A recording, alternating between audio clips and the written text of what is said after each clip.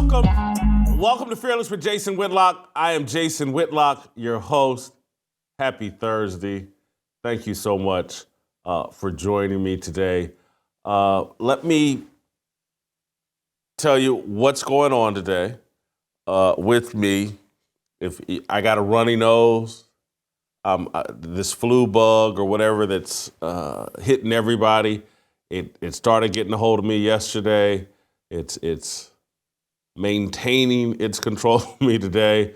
And so I got my Kleenex up here because my nose is running. I got boogers and snot running all out of my nose. And anyway, but we're going to get through it. We're going to have a great show today. And this show will potentially be long, and it may be potentially, what I'm hoping is that we can tape 2 shows in one here. And so you may see part 1 of my response to Stephen A. Smith, and then I think on Monday, you would get part 2 of my response to Stephen A. Smith. We wouldn't air part 2 on Friday because Friday people are busy and whatnot, but we because I'm not feeling the greatest, I'm going to try to get a lot done today and get out ahead of the fact that there's bad weather heading for Nashville and Dallas. Obviously, we're here in Nashville. A lot of the Blaze headquarters and studio that we work in tandem with is in Dallas. And so I'm thinking we can get enough done here in the response to Stephen A. Smith that we could have today's show and a show for Monday just in case bad weather wrecks Nashville, wrecks Dallas, and makes it hard to put out a show. So buckle up. I do want to ask you to start hitting the likes if you're watching over YouTube. If you're listening over Apple, we need that 5-star rating. We need you to write a review. It's important as we fight the algorithms. I think if you've been paying attention, it's coming into full focus, just like how much of a headwind we have, the truth has in American media, particularly in this matrix system they've built over the internet. And I need you guys to volunteer to help me fight that headwind, that algorithmic headwind, and just the fixing. And so let me pivot a little bit or just frame up a tiny bit before I really get rolling. Let me take care of business because that way, once I get rolling, I won't have to stop or I won't have to stop that often. So let me tell you about what you can do tomorrow, if you would like. I'm going to be hosting an off-the-record conversation on Blaze TV Plus. This off-the-record conversation will be tomorrow at 1:30 p.m. Eastern Time. Blaze TV Plus subscribers have exclusive access to Ask Me Anything.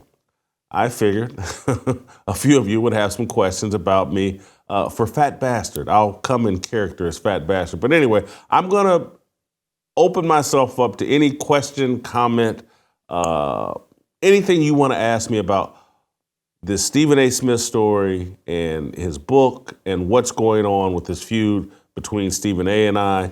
And so we're going to do an off-the-record for Blaze TV Plus subscribers. If you join Blaze TV Plus right now and use my promo code, Fat Bastard, all one word, you can get $30 off your subscription. This discount is for only a limited time, and it's the best way to support this show and stay connected if big tech were ever to try to silence this program.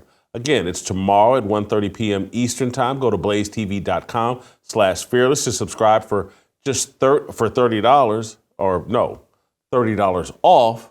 Again, use my promo code FAT. It's I'm sorry if I'm not 1,000% on my A game today. I wish that I was, but trust me, the content is going to be amazing. We're going to have if you did not see it, I want to start with the conclusion. Stephen A. Smith taped a 50-minute response to the criticism I've had of his book, his response to my review of his book. He went on YouTube last night around 6 or 7 p.m. and unloaded, profanity-laced, very emotional response to what I've had to say about his book and questions I have about his books and the stories he's told. And so I just want to start here by showing you, this will be SOT number 1. This is the conclusion of Stephen A's 45, 50-minute rant last night. But I asked for everybody indulgence for one show and one show only. And please do not allow this to be a reflection on my character, because this is not how I act every day. But I mean it from my soul when I say this is the worst human being I've ever known. I don't know of another human being worse than Jason Whitlock. He is a piece of shit. He's the dude that's going to have a funeral and ain't going to be no pallbearers. Might be 2 people to show up. He's that dude. He is the absolute worst. And he lies. And he incriminates. And he tries to set people up to fail, to big up himself because he can't do it on his own. He had a television show. He failed. He's had opportunities one time after another. He doesn't measure up. And now he's coming at the big dog. And let me tell you something right now. I am the big dog. I ain't the only one. I ain't the only one. There's plenty. Skip Bayless, apologies to him too for bringing up Jason Whitlock's name in the same sentence as him. But we all know what time it is. Everyone knows. All the executives at all the networks, they know what a piece of shit he is. And they begged me not to do this. But even my pastor, A.R. Bernard, said, I'm not happy about it. But every now and then we gotta do what we gotta do. I promise you, and last to my sister Carmen, I won't do this again. I promise you. I know you cringing, you didn't want me to do this. I'm sorry, sis. It was necessary. He's a sorry, fat piece of shit. A no of the worst order. He is the worst human being any of you will ever meet. You get within a mile of his presence. Wrap your arms around yourself to protect your soul. He is Cain. He is a devil. The worst. That's all I have to say.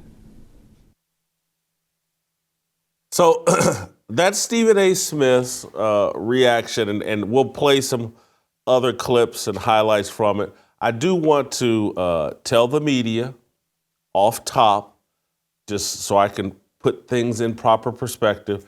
Stephen A. Smith did a 45, 50-minute rant, tirade about me. My response will be longer.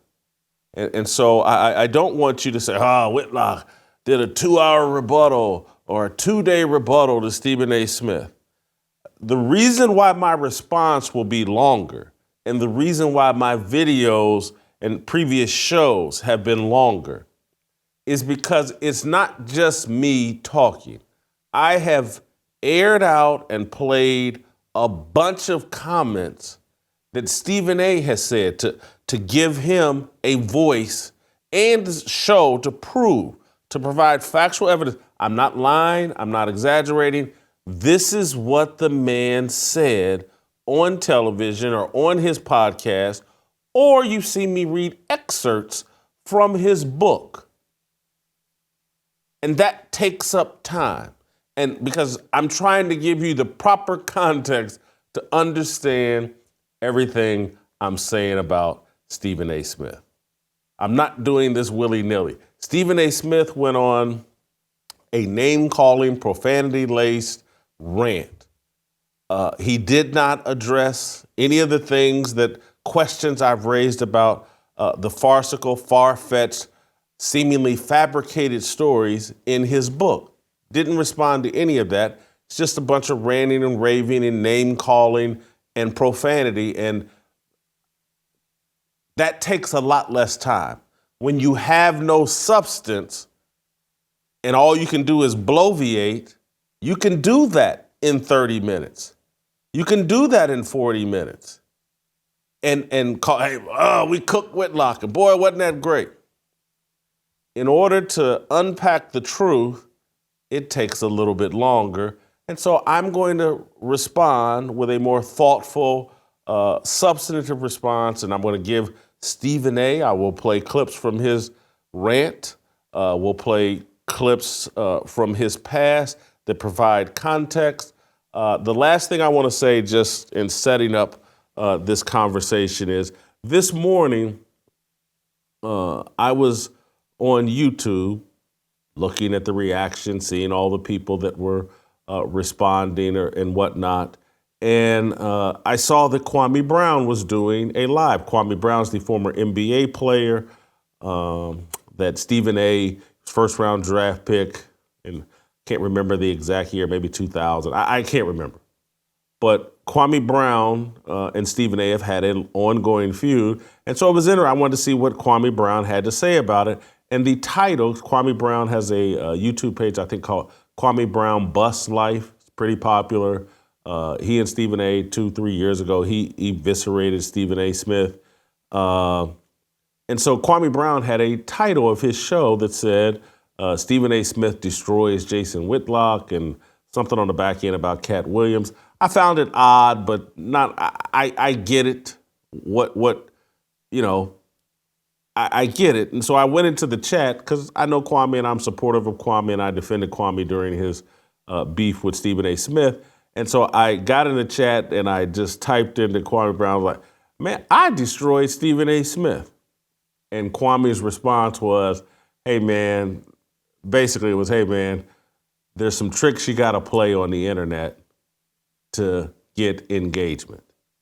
And what Kwame said, that I was like, oh, man, Kwame is really hip to the game. And he knows exactly what he's doing on YouTube. And it just, the reason I bring this up, because I'm trying to explain to people that this thing is so rigged at the very beginning that someone like Kwame Brown realizes, hey, if I put the truth up in a title, YouTube, Google, the algorithms will not support this content.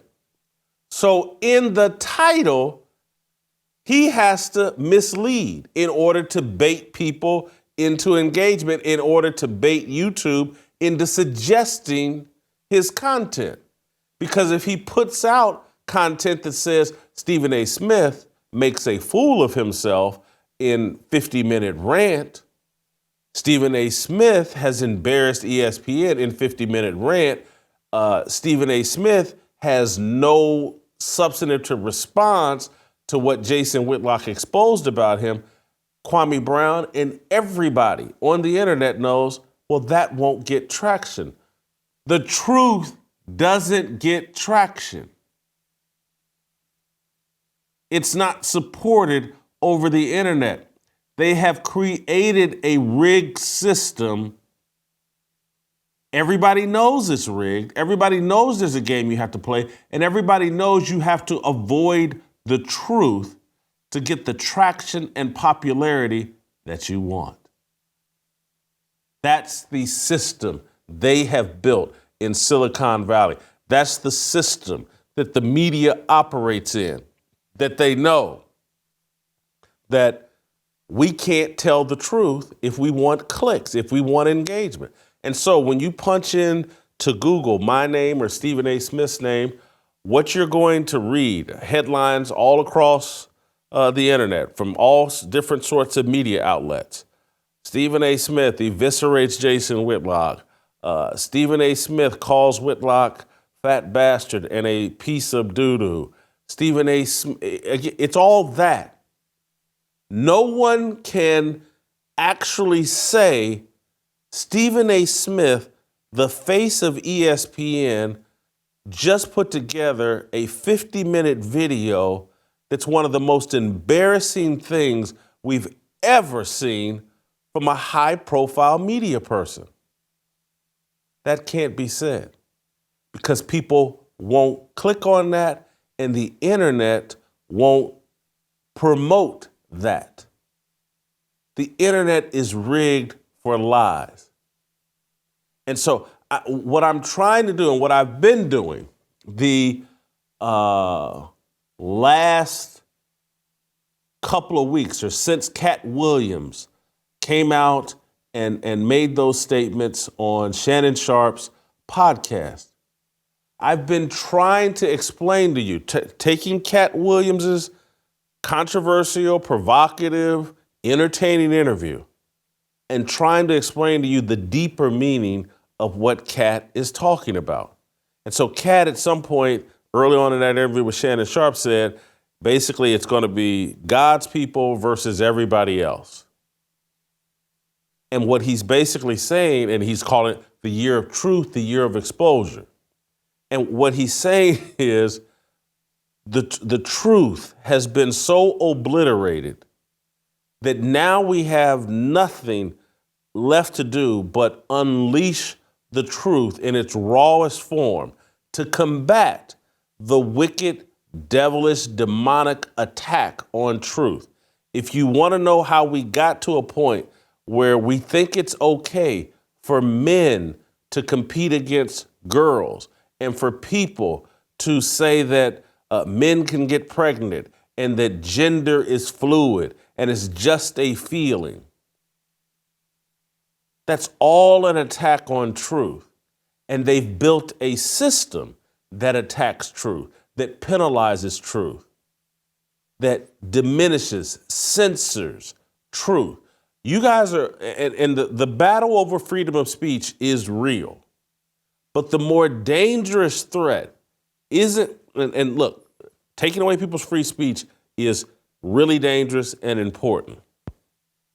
Destroying truth and building a communication system across the internet that everybody's being trained, and your cell phone is where you go to find truth.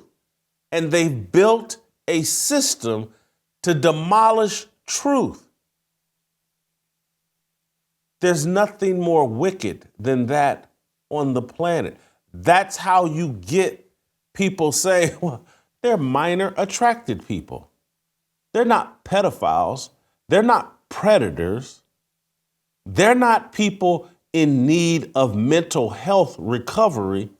They're minor attracted people. And they've built a system on these phones, on your laptop, on your iPad to support that lie that pedophiles, mentally ill pedophiles, are minor attracted people. And we need to make room for them in polite society. There's a process to getting there. And building this system that punishes, diminishes, obliterates truth is part of this bigger picture. And that's why Stephen A. Smith is important, and that's why I've been talking about it.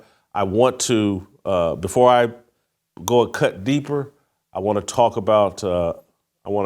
with you guys about another one of our great sponsors and a product I've used in my own home for years. We all know the value of a good night's sleep. We feel better, look better, have more energy. The list is endless. Yet, sleeping better has never been a resolution of mine.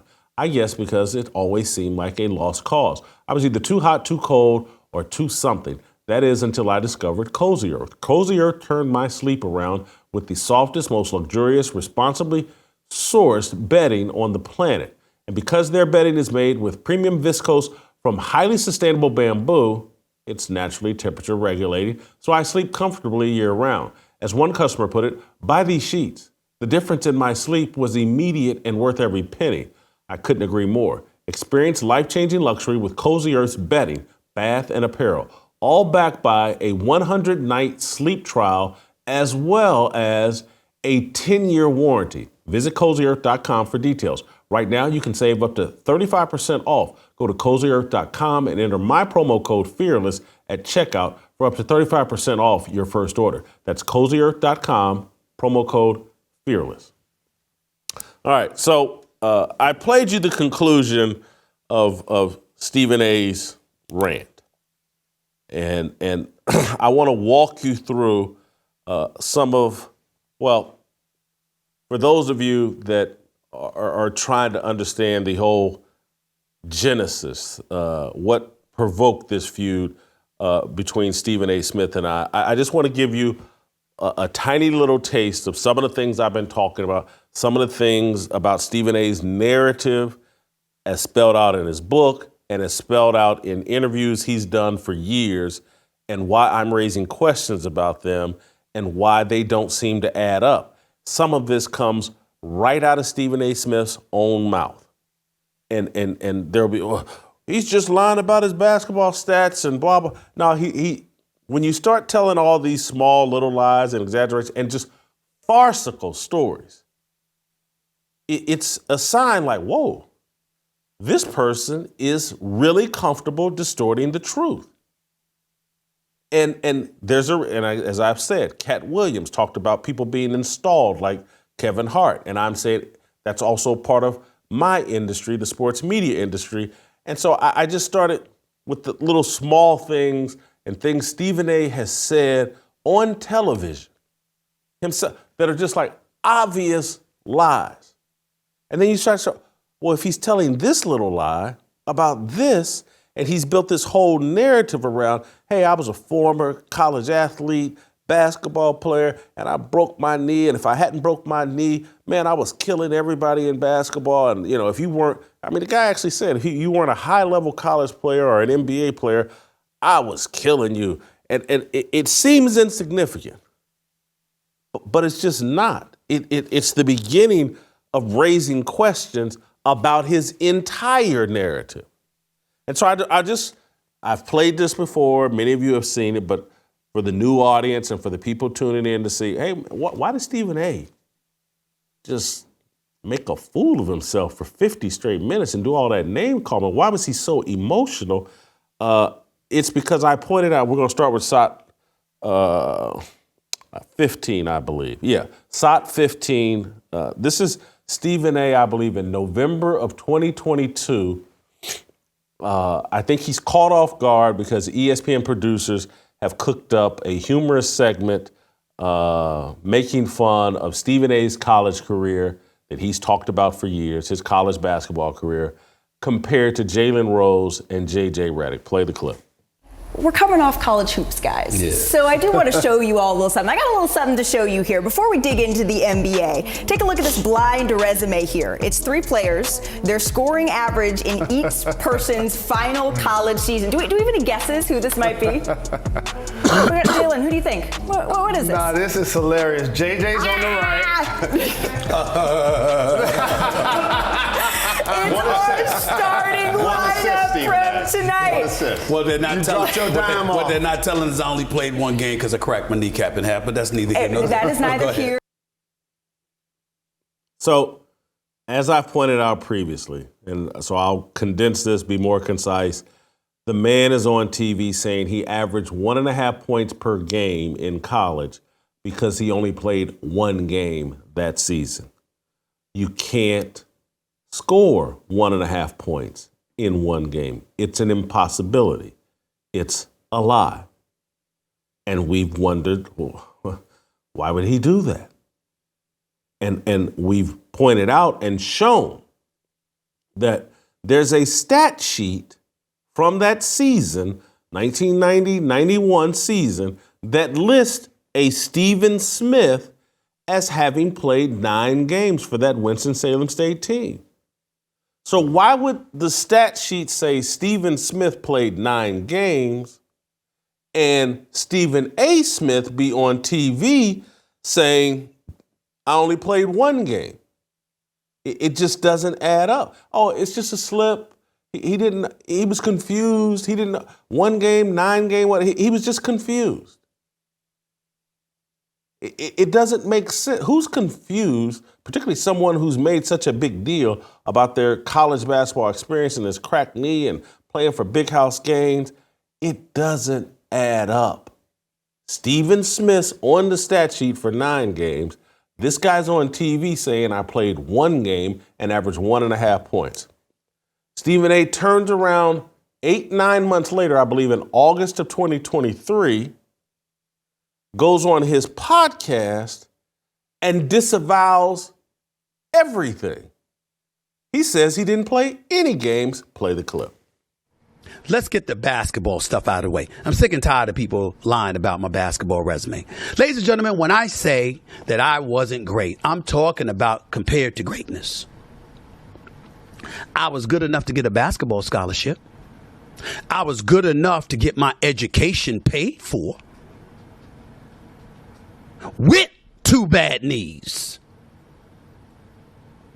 They talk about I averaged 1.5 points a game. I saw some article on social media. That's a lie. It was less. See that? You didn't know I was going to say that, did you? It was less than that. It's a lie. How about 0? Because I never played. Because I cracked my kneecap in half. I got operated on at Wake Forest University in Winston-Salem, North Carolina. My mama was by my bedside. My sisters came to see me. They said I'd never walk straight again. My bone cracked in half. My first year at Winston-Salem State. I still have those knee pains to this very day. Still. In the knee that still has a 6-inch screw in it that I never took out. And in the left knee, because I spent years overcompensating for the pain in the right knee. You didn't know that, did you? Did you? You want to sit up there and think, I just ride the bench. I couldn't play. Ask people who played against me whether or not I could play. So, look at your knee. If you're listening to this right now or watching this, just look at your knee. Perhaps if you need to get out a ruler or something to measure with. Most people's knees can't handle a 6-inch screw. Their knee's just not big enough. Stephen A is 150, 160 pounds, 6'1". I mean, he's really thin. But he's got a 6-inch screw in his knee. I'm not going to play the clip because I didn't ask for it and I just didn't. I don't want to bog, but go look. I think there's a 2017 video of he and James Harden shooting hoops on an NBA court. And go look at the way Stephen A. Smith is moving around as he throws up all these bricks. He's unguarded, throwing up bricks, and James Harden is laughing at him. Go watch that video and tell me, where's the guy with the 6-inch screw and the 2 bad knees and just like, why are you yelling and screaming? My mother came to see me. My sisters came to see me at Winston-Salem State, at Wake Forest High. He's yelling and screaming about facts that don't really matter. He's emphasizing the wrong things. Why? And this, you could, this is just small and petty. So what? He lied about his college basketball career. What else is he lying about? Who is the Stephen Smith listed on the stat sheet? Is it Stephen A. Smith or is it a different Stephen Smith? I don't know anybody. Oh, look at that. I don't know anybody who plays any type of college athletics, plays in 9 games, and then goes on to say, I played in none. Who does that? You're listed on a stat sheet. Everybody thinks you went around bragging about how you played for Big House Gaines, and Big House Gaines was your best friend and your father figure and mentor. It raises questions. And that's why I raised the possibility, installed, and just like, who is he? I pointed out that there's some really short guy named Gary Stevens who Stephen A. towers over. Stephen A. is 6'1". There's some dude that appears to be around 5'8", 5'9", named Gary Stevens that Stephen A. runs around the country with, who says he was Stephen A's teammate at Winston-Salem State. There's no proof of it. We've called the registrar trying to find out, is there a Gary Stevens that was at Winston-Salem State during this time period? They said no, couldn't find it. There were other people that we asked about, other people listed on the stat sheet that they could find them in the registrar's deal. The only Gary Stevens that I was able to find was referenced in a 1989 newspaper story as a 6'3" guard coming in from Inglewood, New Jersey. So this is published, I believe, in July of 1989. And so it makes me say, this is the Gary Stevens, perhaps, that maybe he told Big House and them that he was 6'3", or someone did, and he shows up at 5'8" and 5'9", and they say, nah, can't help us, guy. Yeah, I know we put out that story that, the 6'3" guard was coming, blah, blah, blah. But you're 5'8", 5'9". The whole story is bogus. You're not on the team. You're not. And then we find this Gary Stevens that he went to school at Old Westbury in New York, a very tiny school in New York. But he's parading around the country as Stephen A. Smith's best friend from the Winston-Salem State basketball team. They call him Spank. Help me out here. Stephen A. tells this farcical story about, he's told it for years. He's Big House Gaines' best friend, and Big House Gaines is his mentor. But I told Big House Gaines that I was going to write a story that he should retire because of his health. And I did it, and I told Big House beforehand, and then I wrote the story, and the chancellor tried to kick me out of school. The coaches tried to kick me off the team, he says. And I go find the article from the student newspaper at that time. It's published in the April 1991 edition of the News Argus. It's a review of the 90-91 season. Makes sense, April. Basketball wraps up in March. Stephen A's writing a review of the season, and he's talking about, no one knows what happened. And he's quoting an anonymous player saying this or that. Nowhere in the story does Stephen A. say, I was on the team. Here's what happened, or here's what I think happened, or here's what me and my teammates talked about having happened. Nowhere in that story does he call for Big House Gaines to retire. It's bizarre. It raises questions. As a journalist, what's going on here? There's a Stephen Smith that played on the basketball team and acquired some stats. There's a Stephen A. Smith that's on TV saying, no, I played one game. No, I played 0 games. There's a Stephen A. Smith that says, no, I broke my knee in half in 1989. There's a Stephen A. Smith that's writing a story as a journalist, trying to figure out what happened, why they had a disappointing season. He never provides any insight. Again, he's a member of the team, allegedly. Wouldn't you at some point say, this is what happened? So we came up with this wanted poster. We're just looking for any information, and I say this in all seriousness, that proves that Stephen A. Smith was a legitimate member of the Winston-Salem State basketball team. Stephen A. Smith tells a farcical story about a one-day tryout in February of 1989 or 88. Yes, February of 1988. Yes.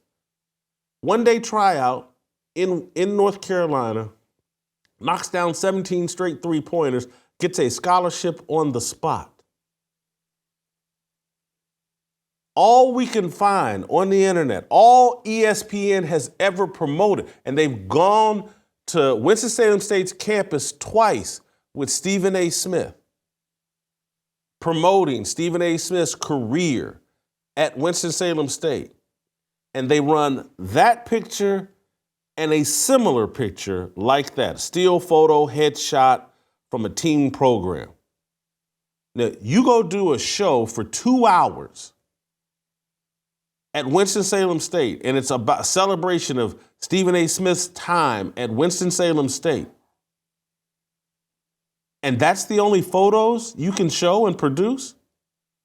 In one of my previous shows, you have to go back and watch it. I just went to my cell phone and pulled up 5 or 6 pictures just in my cell phone for really no reason that capture my entire football experience from 4th grade all the way through Ball State, just candid shots of me and my boys hanging out at a nightclub, pictures of me and my teammates, just candid stuff. Pictures, me and Stephen A are the same age.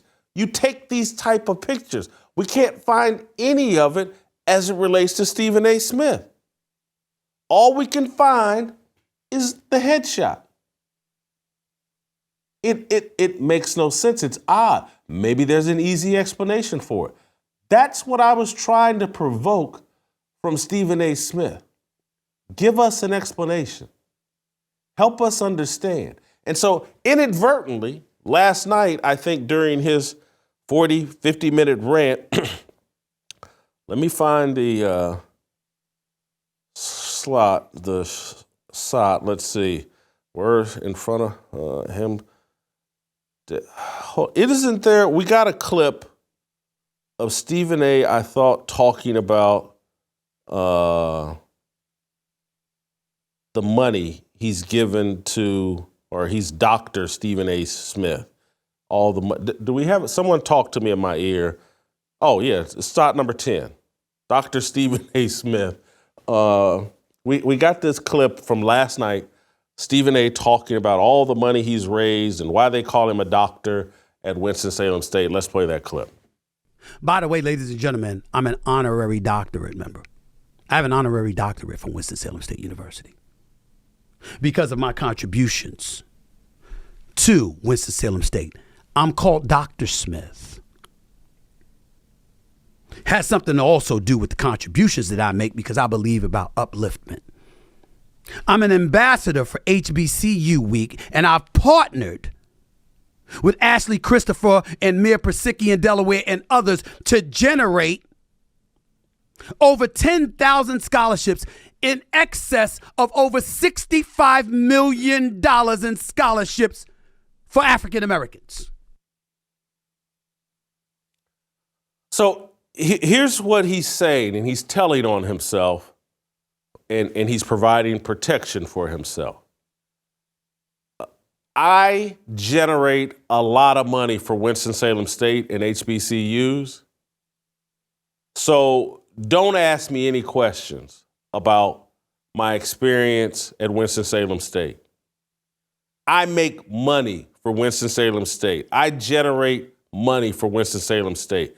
He's basically inadvertently providing a motive for why Winston-Salem State might allow a Gary Stevens and these other guys to go along and promote a myth and exaggeration that Stephen A. Smith received a full-ride basketball scholarship from Winston-Salem State after a one-day scrimmage tryout in February where he knocks down 17 straight three-pointers.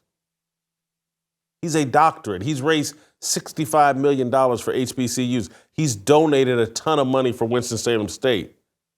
He's bought a resume, perhaps. I don't know. I would love for him to address some of this stuff. And so what he did last night, instead of addressing any of the legitimate questions that his book raises, he started to put, look what I've done. Don't worry about the lies I told. Worry about what I'm doing with those lies. Let it go. If you look into my background and bring me down, who's going to help you raise that $65 million for HBCUs? That's his argument. Don't address any of the questions raised legitimately by Jason Whitlock in this book. Any of you other journalists that are running out there thinking about following up on the obvious questions Jason Whitlock has raised, don't do it. You're destroying 10,000 scholarships for black kids. Don't you see what I'm doing? Don't you see all the help that I'm providing? Jason Whitlock isn't generating 10,000 scholarships for HBCUs. Jason Whitlock is a white supremacist.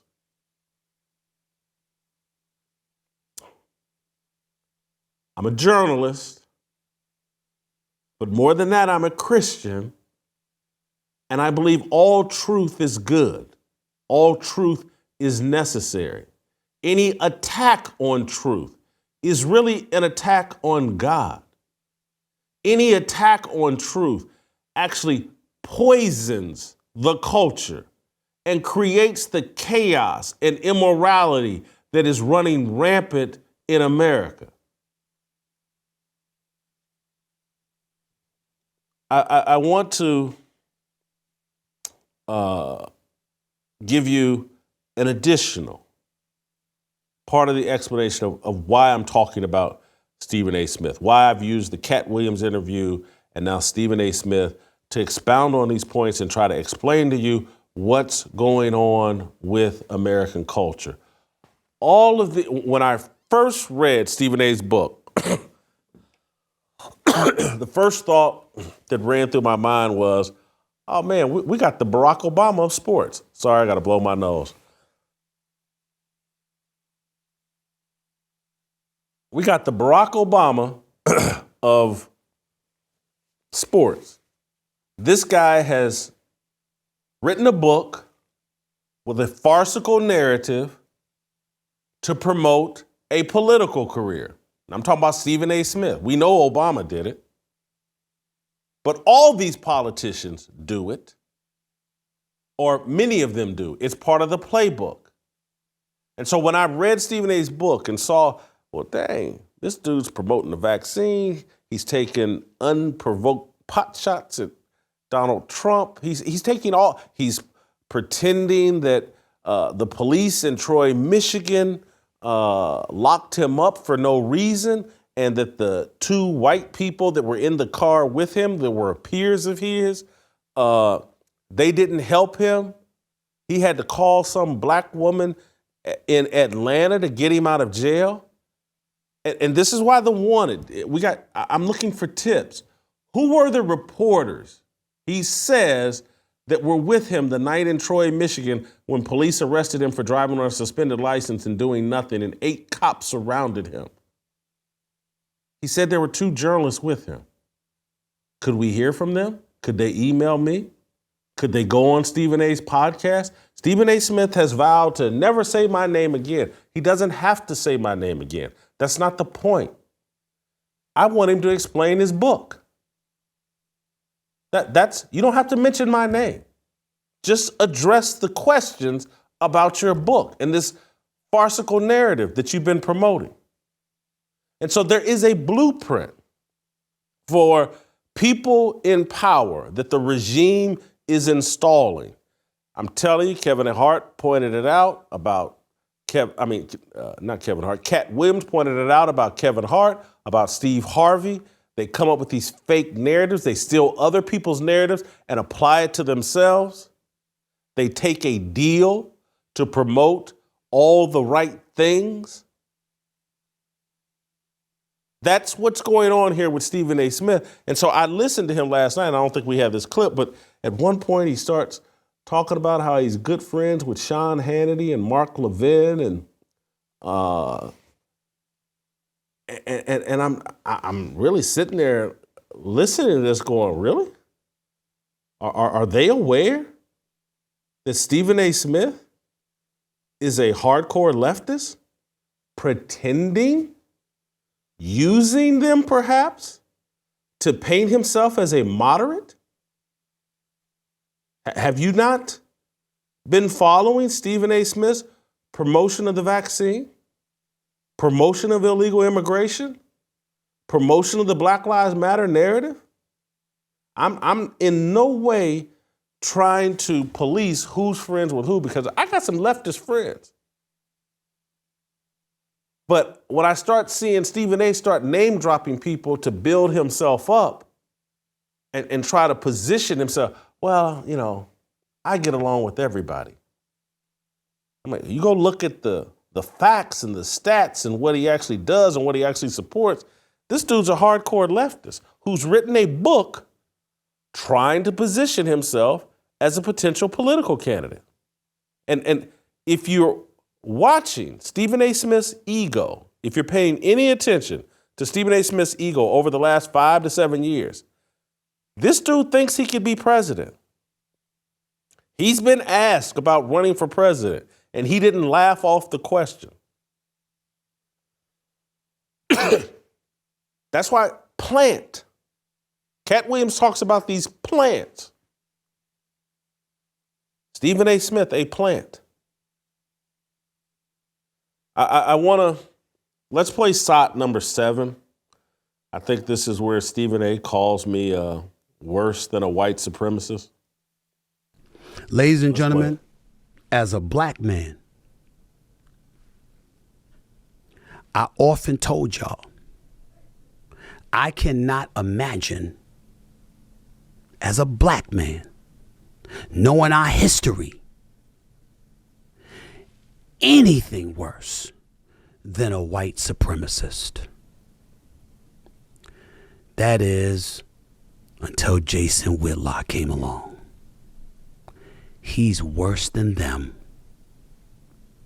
He is the worst, most despicable, lying, no good, fat ass human being I have ever known in my life. So I'm worse than a white supremacist. And all it took for Stephen A. Smith to reveal this to his audience was for me to review his book. That's what it took. So I published a harsh written critique of his book, and I did a video walking you through the silly things he said in his book, the silly things he said in interviews, and the attack on Stephen A. Smith proves and compels him to point out that I'm worse than a white supremacist. Now, if there was someone in the media that you knew was worse than a white supremacist, why would you wait so long to reveal that? Now, me and Stephen A. Smith have been at odds for a decade. He waited until I reviewed his book and called into question the farcical things he said in his book to go, oh, yeah, he's a white supremacist. He's worse than a white supremacist. This is the go-to response of the left. If you criticize anything they do, well, you're a racist, you're a homophobe, you're sexist. Why would you notice these far-fetched exaggerations I put in this book unless you're a racist?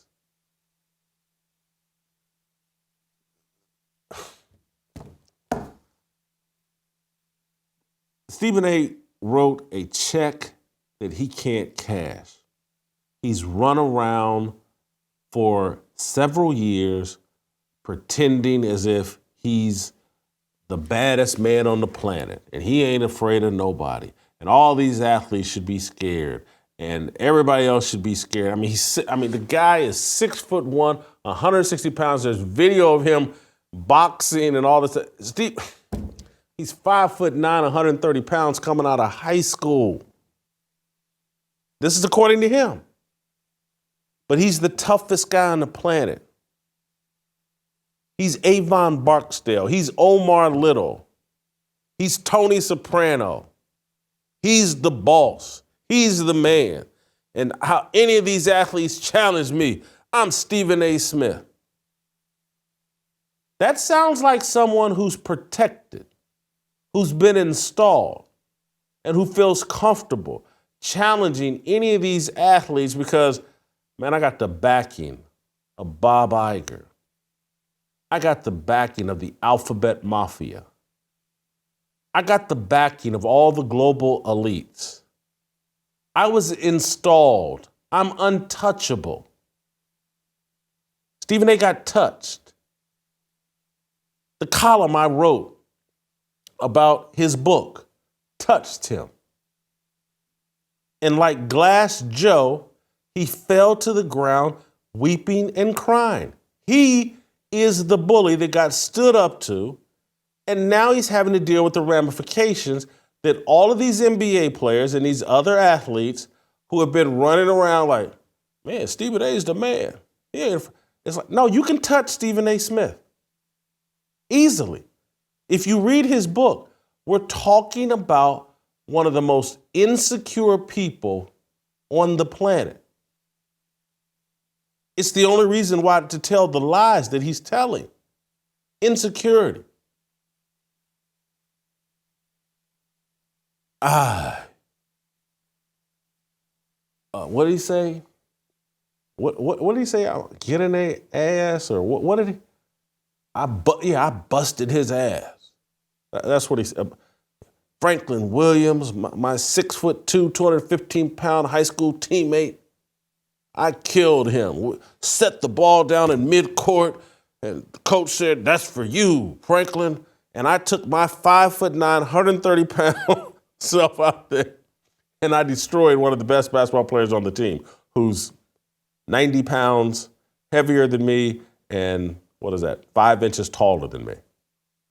Who says this? Who writes this? An insecure person looking for an identity,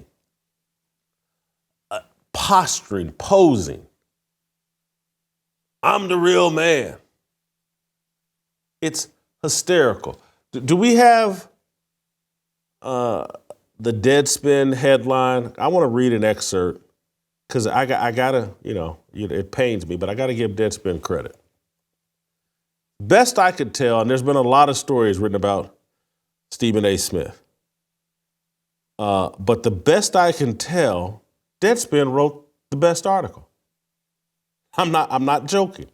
I told you I keep it real. The headline: Stephen A. Smith says he hates Jason Whitlock, calls him a devil. That's an accurate headline. The ESPN star's vitriol is just the latest in a 2024 media beef coming to a head, and it's only January. And so Stephen Knox writes a story that he's talking about Aaron Rodgers and Jimmy Kimmel and all this other stuff.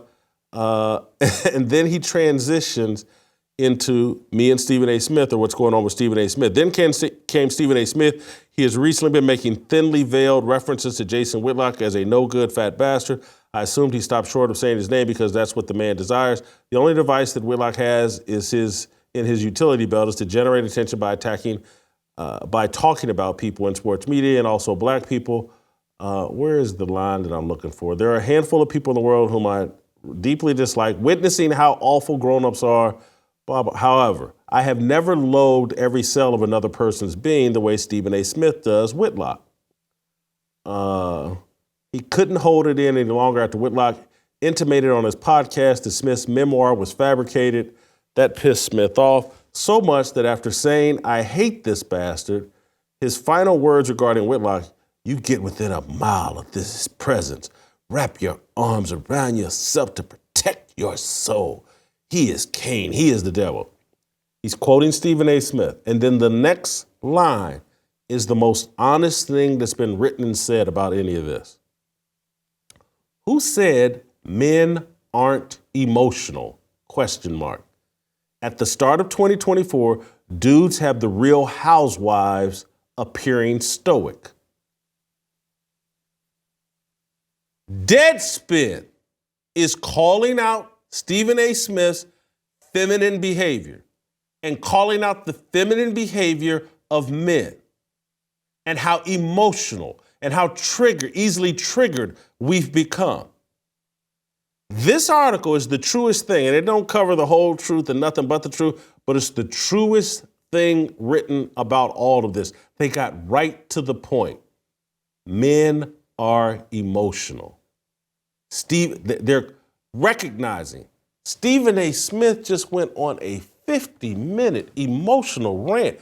It's embarrassing. It's not what men do. Stephen A. Smith did it. And I told you all yesterday or the day before that that's his role.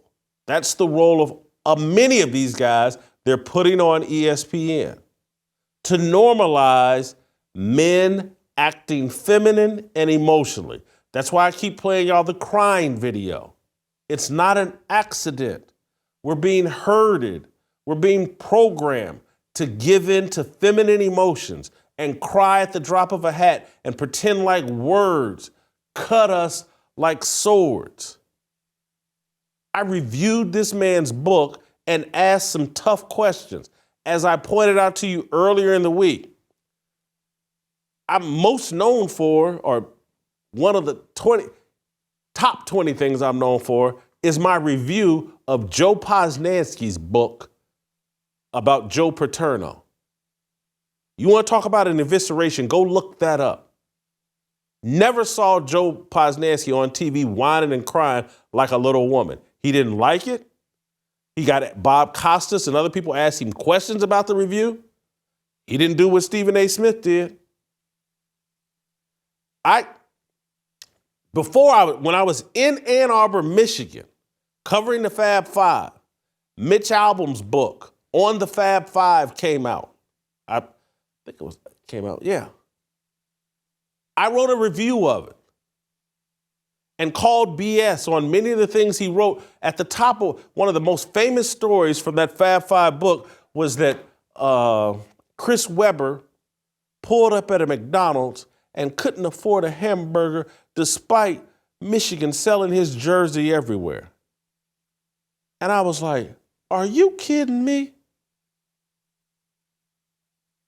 These guys, Chris Webber, Jalen Rose, and Juwan Howard, pulled up to practice every day in a brand new SUV. Every day. I went to Chris Webber's apartment to play video games. I was young back then. And I was doing some interview with Chris Webber, went to his apartment to play video games. This man's apartment was plush, laid out. I was like, this dude's living better than me. And this is, what year, 92?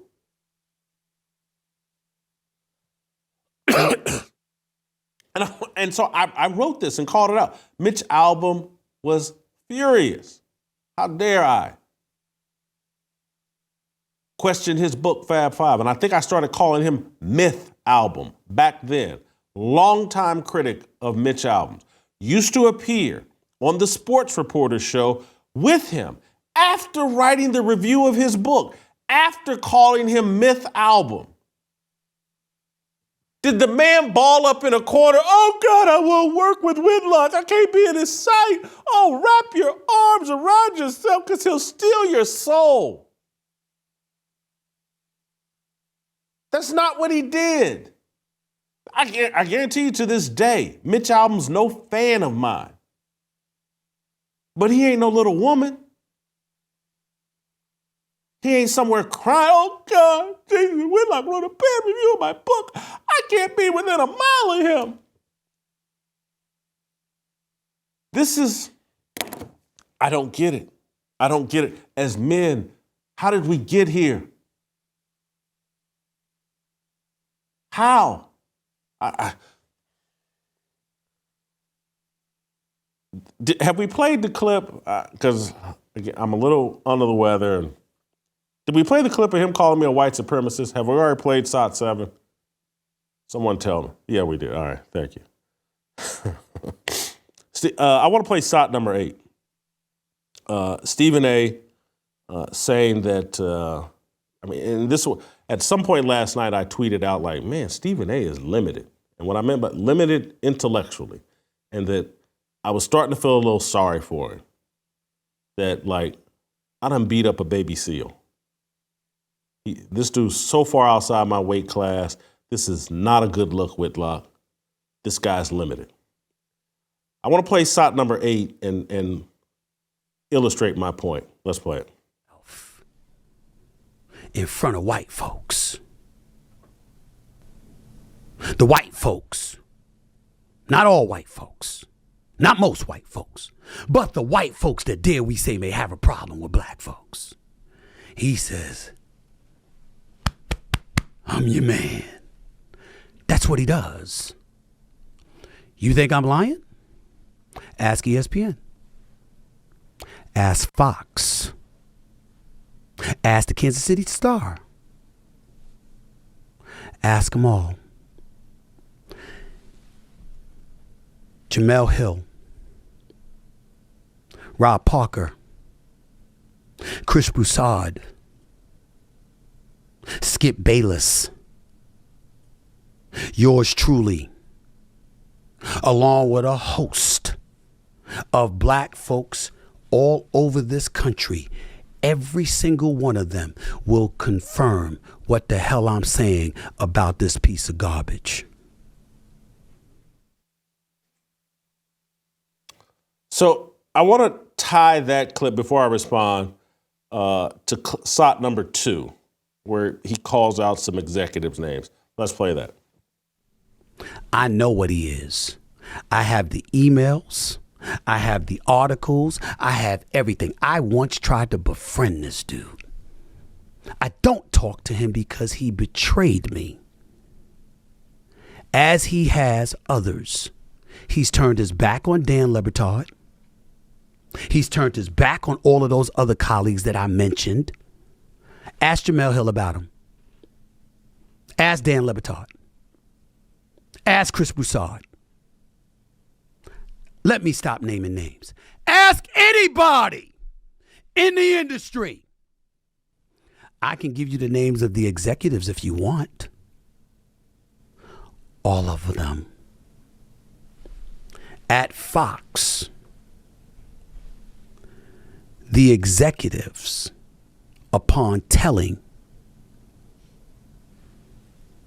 their subordinates that they were bringing Jason Whitlock on board, said, quote, we'll all band together and stand on the tracks in front of a train to stop it, if that would prevent you from hiring him here. He is despised. He doesn't report anymore, y'all. All he does is make noise by coming after the very people who did and still does what he once did, what he aspires to do, but no longer has the outlet to do because he is considered a vile, despicable human being that no one wants anything to deal with. Nothing. That's who he is. I will not be speaking on him anymore. He's a liar. He's a piece of shit.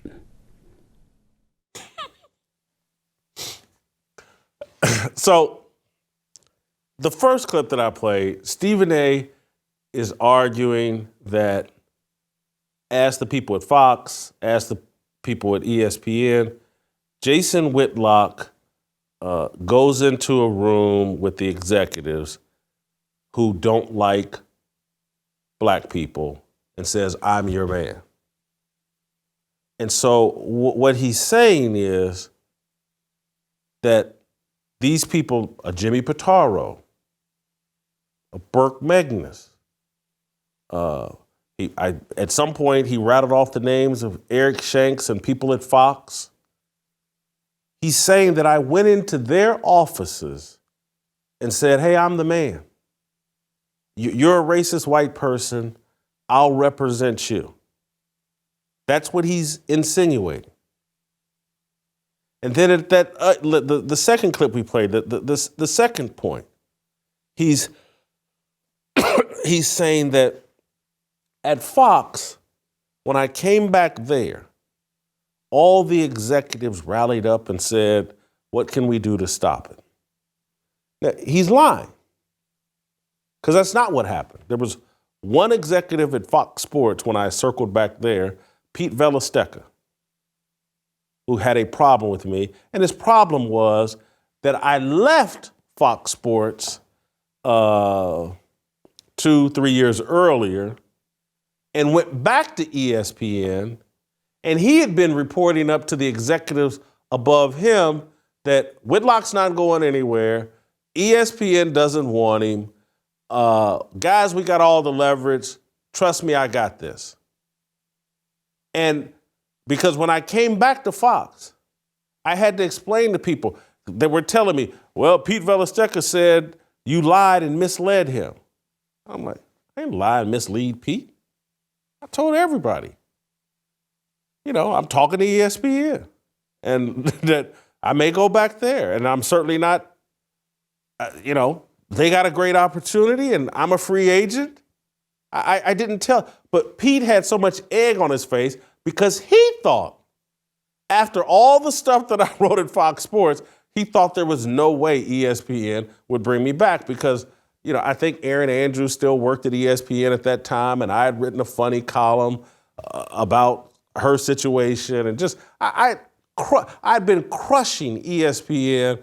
Remember the Bernie Fine Syracuse basketball story, where that Mark Schwartz clown at ESPN was doing the stories that the Syracuse assistant coach, serial pedophile, and he did it with no evidence, no proof, and I was calling out, the receipts are all over the internet that I was calling ESPN out at every turn. And Pete Velostecca thought, well, no way ESPN will hire him or rehire him. And they did.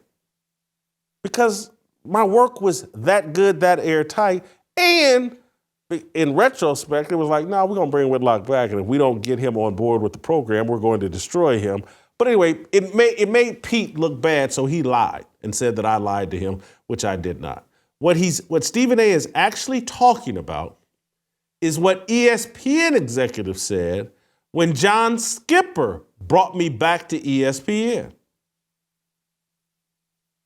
The ESPN executives, Rob King, John Kozner, others,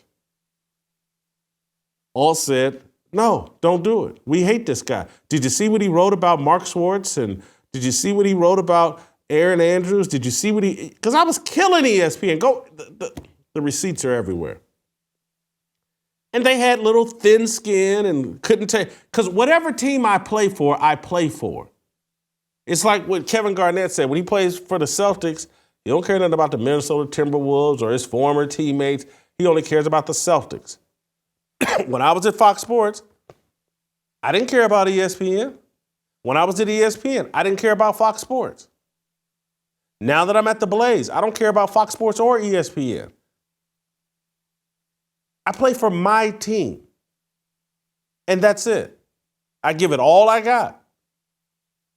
That's been my history. But this whole insinuation, it's laughable. And Stephen A., again, when I say he's limited, I hope someone at ESPN has watched this 45, 50-minute rant that he went on and all these executive names that he called out.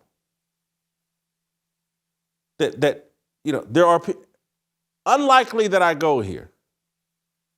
But I've had people in high places say, hey, man, this is defamation. And he's talking about a collusion among a bunch of executives that set out to destroy you.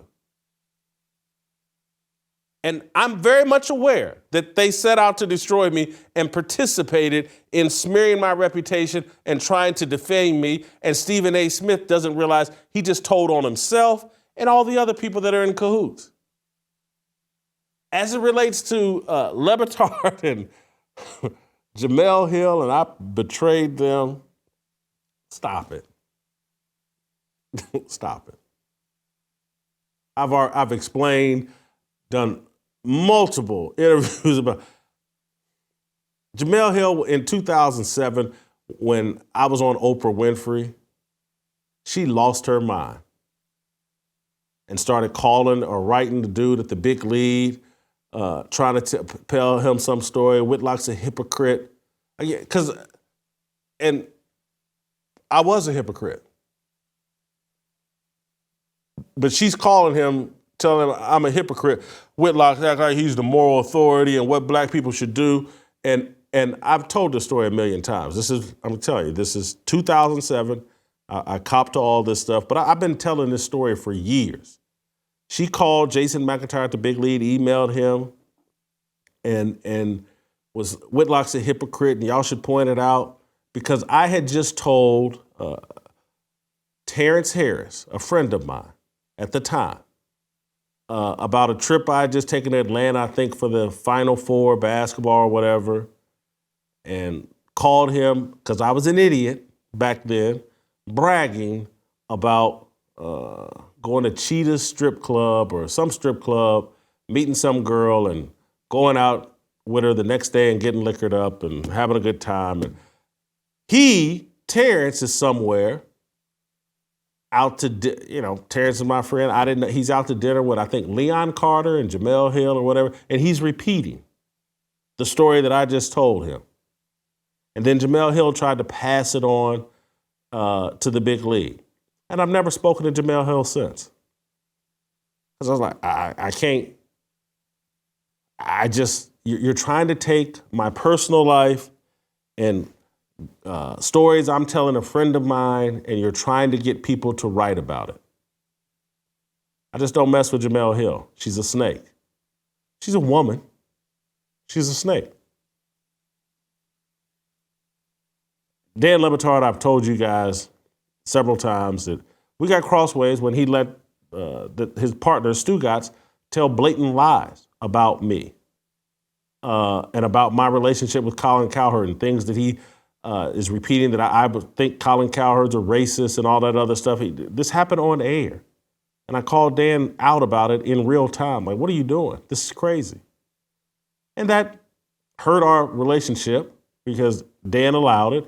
And then I just realized that my persona, my position in the media space, makes it real hard for friends of mine because they end up catching all the heat that people are unwilling to bring to me. And so they'll confront Le Batard about something I wrote or said, and then he has to defend it. And this goes on across the board with all of my friends, and the ones that I believe can't take that heat. And it becomes clear that they can't take that heat. That burden is too tough for them. I give them the out and back up away from them. And so now Dan Le Batard is free to sit on air with Mike Ryan and the other minions on his show and take all kinds of pot shots at me and pretend like I'm the worst guy on the planet. And I've given them that freedom so that they don't take the heat and no one over social media is coming at them. They can join the I Hate Whitlock crowd. Doing them a favor. Not everybody's built for the heat that I am willing to take. I get it. I'm not trying to diminish them. I'm not trying to say I'm better than them. They're in a different position than me. So I back up and give them that freedom. And they can tell people, man, Whitlock don't talk to me. I'm not talking with Whitlock. Don't ask me about it. They get to be popular again. And they don't have to take any backlash. Let me clear my nose and take care of a little more business here, and then I want to get back to this. I want to tell you guys about the real story of Colony Ridge. Blaze TV is debuting the second episode of our docuseries, Blaze Originals, where Glenn Beck traveled to the quickly evolving Liberty County, Texas, to give you the real story of Colony Ridge. Colony Ridge is growing fast, extremely fast, at a rate of 200 lots per week. And based on what Glenn and the Blaze Original team observed firsthand, the overwhelming percentage of residents are Spanish-speaking non-citizens. Glenn spoke with the developer, John Harris, and while he stated approximately 35,000 people live there, the local officials contradicted him, estimating the actual population is more than twice that. If nothing is done about this, there will be hundreds of thousands of people living in Colony Ridge in just a few years. And that's where you come in. Both the right and left-wing media have given vastly conflicting reports on Colony Ridge, and Blaze TV couldn't have traveled there to get you the real story without your support. This documentary is only the beginning of our Blaze original series exposing corruption and what's really going on in our country, and we can't do these productions without your help. That's why, if you aren't already a subscriber of Blaze TV, subscribe now for $30 off an annual subscription by visiting blazeoriginals.com and use the promo code Colony Ridge. In this episode, Glenn addresses all the rumors and brings you the truth. Is Colony Ridge specifically targeting illegal immigrants to take up residency? What is the toll on the existing residents? Is any of this even legal? And would you believe me if I told you that Colony Ridge could fundamentally change the political landscape of Texas and even the nation forever? Colony Ridge poses an enormous threat to the future of our country. And again, we could not have made the real story of Colony Ridge without your support. So if you want to see this episode and future installments, help support the work we're doing by visiting blazeoriginals.com today and subscribe using the promo code Colony Ridge for $30 off your annual subscription. It's a really important story. If you want a little bit more context to the story, I'm going to send you off in a slightly different direction, but I've been telling you this whole replacement thing. They tried this in Portland, Oregon, under a different, or in Oregon, under a different context in the 70s. They had that Renusha, what is it called? Wild Country? It's a Netflix documentary that I keep recommending to people. It talks about in the 1970s how some sex tribe tried to take over a part of I think it's Wild Country. Yeah, it's on Netflix. Wild Country. They tried to take over some community in Oregon and started shipping in homeless people and everything. You should just watch it. The stuff that they're doing right now has all been lab tested and tried in the 60s and 70s. Glenn's on to something here. This is very important. Go check it out. Let me, I want to get to SOT number 6. And this, to me, helps get to the real story of why these guys have such a problem with me. Stephen A. starts talking about Mike Wise, sports writer for a time at the Washington Post, previously at the New York Times, someone I hired at the Undefeated at ESPN. Let's play that clip. Ladies and gentlemen, John Skipper, the former boss for ESPN, wanted to start this website. And if you remember, when the Undefeated first came into existence, it was labeled the premier platform for intelligent analysis and celebration of black culture and the African-American struggle for equality. That's what it was labeled as. Now that I read you that quote, let me give you a quote that this guy, Greg Howard, has a recording of Jason Whitlock saying to his staff at that time. If you're more comfortable working for white people rather than working for me, and that sounds humorous, but it's the truth, fine. This is according to audio obtained by Deadspin back in 2015. Some black people are far more comfortable answering to a white person than a black person, no matter how black they like to pass themselves off to be. Far more comfortable because they know a white person is going to overlook their shortcomings. It's good for a Negro. I'm not about that. But if you're more comfortable working for a white person, I will find a white person for you to work for. We have a higher standard here. Everybody has to get on board with that, or I'm going to find a way to move them someplace else. That was Jason Whitlock. And then he went out and hired a senior writer and editor, Mike Wise, who's white. This is the man that's in charge of black culture. Why can I say that? And by the way, I'm not casting any aspersions against Mike Weiss. I'm cool with him. I've always been cool with him. He used to work for the New York Times, used to cover the Knicks long before he moved on to the Washington Post. He's a credible journalist. I have nothing negative to say about him. I'm just saying, black website, but you bring in your white friend. In part because black folks didn't want to work for you. But I digress. So, again, when I say Stephen A is limited, this is what I'm talking about. Mike Weiss was a writer who lived in Washington, D.C. He'd never moved from Washington, D.C. The headquarters for the Undefeated was in Los Angeles. Nobody was reporting in to Mike Weiss. He was a writer. He was not part of the management team. He was hired because,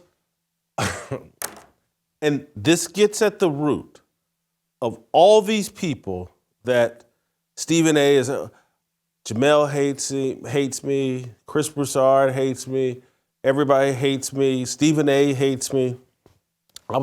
And we'll play this clip where Stephen A, I think, says I was begging him to write for the Undefeated. It's just not true. Their problem is I did not want them to work for the Undefeated because they weren't good enough. When I show up anywhere in the sports media landscape, standards elevate. You better produce awesome material, Whitlock, because you talk way too much trash and we don't like you and you're not part of the leftist movement. And so, man, your stuff better be game tight. And so this is just the reality. And this is what puts me at odds with a lot of the black journalists in sports media and just media in general. I don't have a separate standard for them. I want to be the best and do the best work. Read Stephen A. Smith's book. That should answer all your questions about why I did not want Stephen A. working for the Undefeated. Stephen A. can't think critically, can't write at a high level. He has some sources, a handful of sources in the NBA, but the level of work that we needed to do at the Undefeated to be successful, he couldn't meet that standard. He still can't. And so I targeted, and just quite frankly, there's not a lot of black sports writers who at that time could operate at the level that I felt was necessary for us to be successful. And so it's a black website. We got to cover the NBA. At the time, in 2013-14, someone like Chris Haynes that works for Yahoo and now TNT, he wasn't a major player in NBA coverage like he is now. Chris Haynes is a talented guy and reports at a high level, has contacts at a high level, news break. He matters in NBA coverage. Now, in 2013-14, there was Chris Broussard, I guess. The sources guy, his reporting not that strong, his writing not that strong. I think at that time he was on TV, maybe on the NBA Countdown show.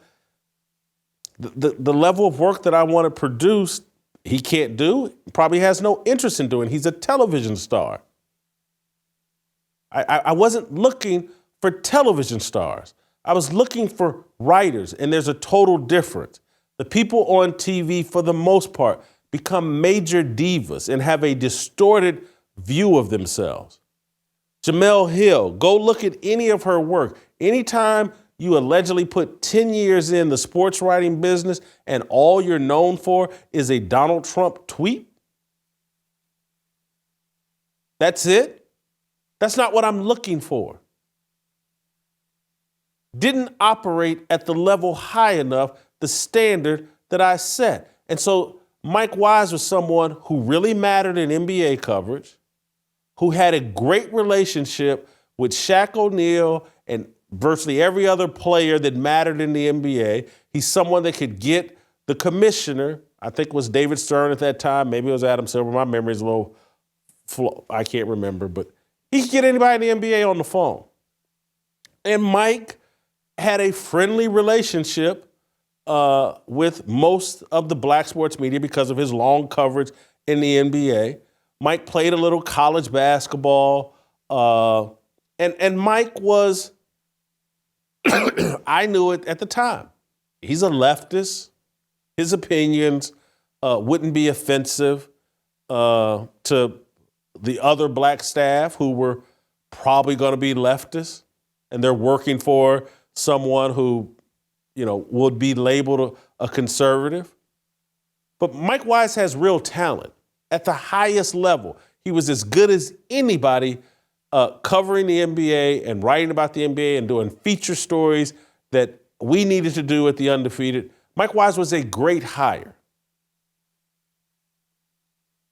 The other person that I hired who could write at a high level, could report at a high level, was Jesse Washington, someone that I worked with at Vibe magazine. He was an editor.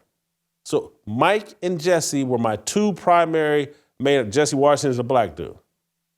But they were hired to let everybody know, like, oh man, we're going to do high-end journalism.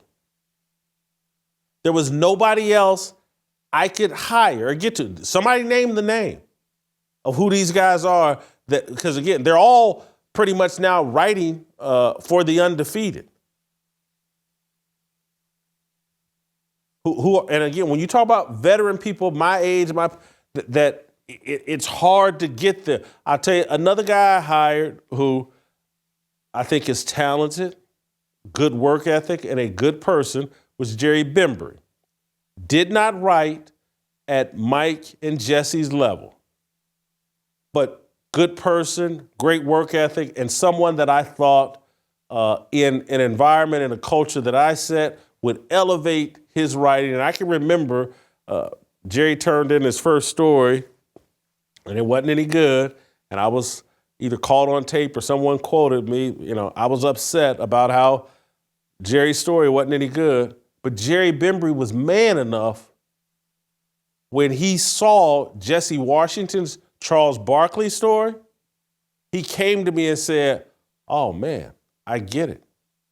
I get what level you're looking for. Now I understand why you're upset.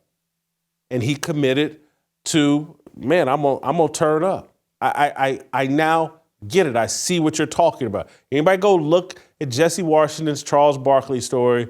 It's amazing. You go, Mike Wise wrote a big profile on John Wall that was really, really good. Guy named Brando Starkey, with my help, wrote an amazing piece on Manny Pacquiao and Floyd Mayweather's fight. The stuff we put out early that I don't want to diminish any of these guys, but I was really involved in, really helped get people up to the level that we were talking about so that we could put our best foot forward initially. It was high-end work. Now go look at what the Undefeated, now called Anscape, look at the work they're doing and tell me if it's on that level. It's not. And I'm not trying to take pot shots, but there was going to be a process, and I told John Skipper this, and I told everybody this. We're going to hire a couple of key people to elevate things, and then we're going to put everybody in an environment where they learn how to operate and perform at that level. I love to write in Google and edit in Google Docs. We used to share the stories so that the entire staff could participate in elevating the writing and the storytelling of the work that we were doing. This was necessary because, quite frankly, the black sports writers operating at that time, and even now to this day, they haven't been held to a high standard. And so their work isn't at a high level. And that's how they end up writing a lot of sidebars and a lot of stories that rely on very simple-minded racial narratives. And I'm sorry if that hurts your feelings, but those are the facts. And I didn't want to leave people behind. I wanted to elevate people to get to that level. You inject someone like Stephen A. Smith with his television ego into that environment, you sink the ship. You inject someone like Jemele Hill, lazy, ego out of control, entitled, into that environment, you sink the ship.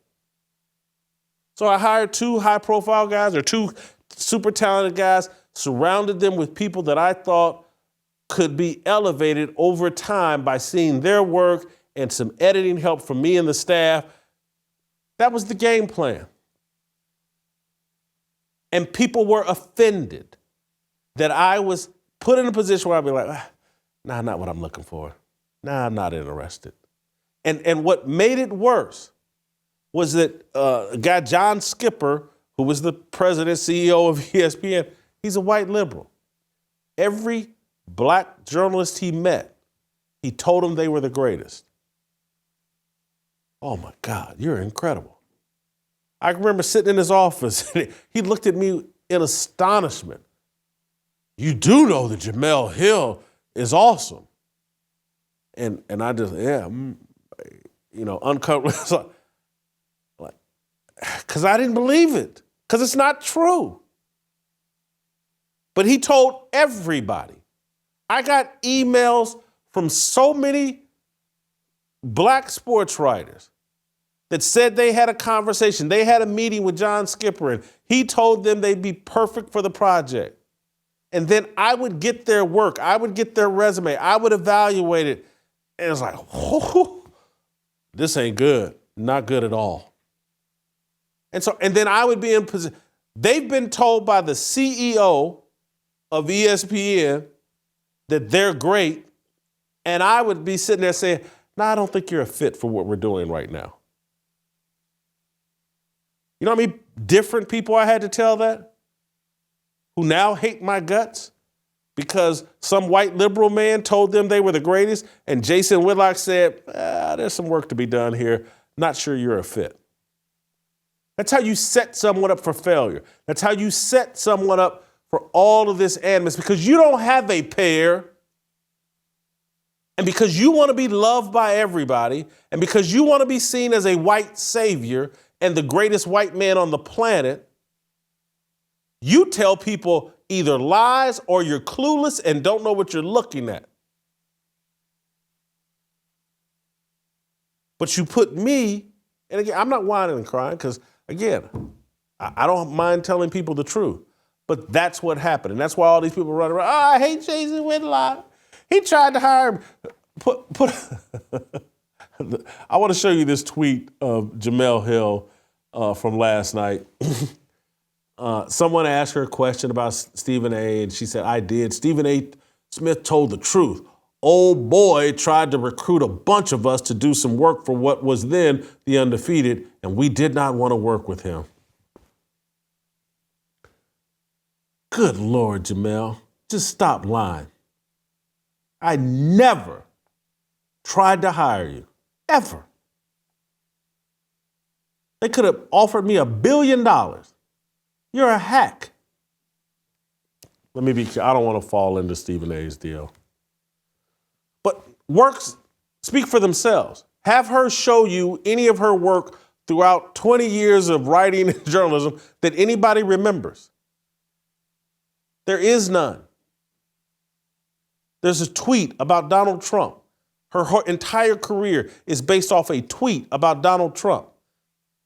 We weren't going to be a tweet site. They are now, but that's not what the intention was. Stan Verrett, this dude went to Twitter. He was planning a feature on the Undefeated called Open Look, where any of us could write commentaries. We spoke about it walking on Olympic Boulevard one day. Once I saw how dysfunctional the whole enterprise was, I passed on being involved. Stan Verrett is very limited. I'm not going to respond. It's just not true. It's just not true. Gregory Lee, he interviewed me for the Undefeated, and it was the worst experience. It probably was, Greg, because you're not that impressive. You weren't that impressive then. You're not that impressive now. You're someone that's been installed, someone that had a few positions that you weren't qualified for. I'm sorry if I wasn't interested in hiring you. And I'm sorry that you ran into an interview where someone just didn't want to give you a job. I didn't. Because you couldn't help. Sorry. Stephen A made a big deal. I want to play this clip. Didn't he make a big deal about some email? What site is that? Do we have that? Don't we have an email site? Iverson, played our bully, Whitlock, Kane.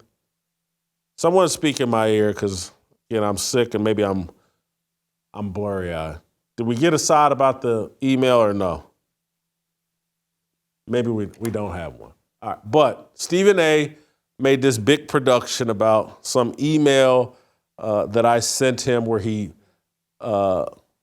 alluded to the fact that I was begging him for a job.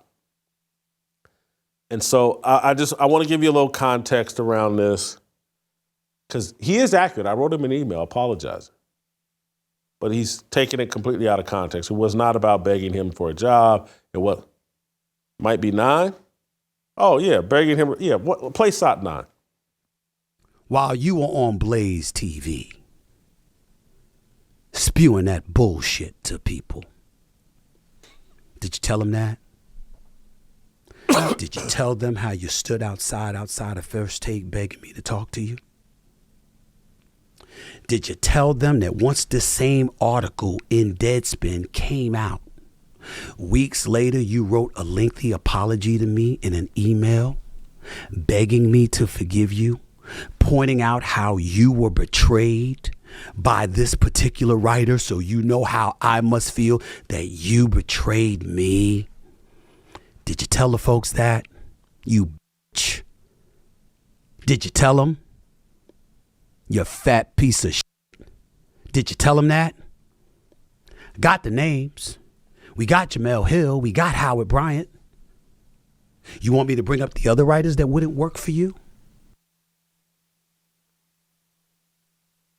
Of all the writers that he mentioned, Howard Bryant has talent. And I'm sure I made some overtures at some point to bring Howard on. Howard was jealous of me, didn't like me, spent all of his time in John Skipper's office telling John Skipper how Skipper made a mistake by giving him the project. He should have given it to Howard. Go look on Deadspin. Howard Bryant announced that he was replacing me, and it blew up in his face, and he didn't get to replace me. This is a mess. And anybody, we're a dysfunctional group that can't work together, can't follow each other, can't be led by each other. It's all we can do is, it should have been mine, and that was Howard Bryant. But I want to get to the bottom of this email. Stephen A is suggesting the email came after this Greg Howard wrote this lengthy piece on me. His timing, his memory's fuzzy. Stephen A's wrong about that. The email came, Greg Howard at Deadspin was a kid that I was considering hiring at the Undefeated. We were in regular communication about him working for the Undefeated. And,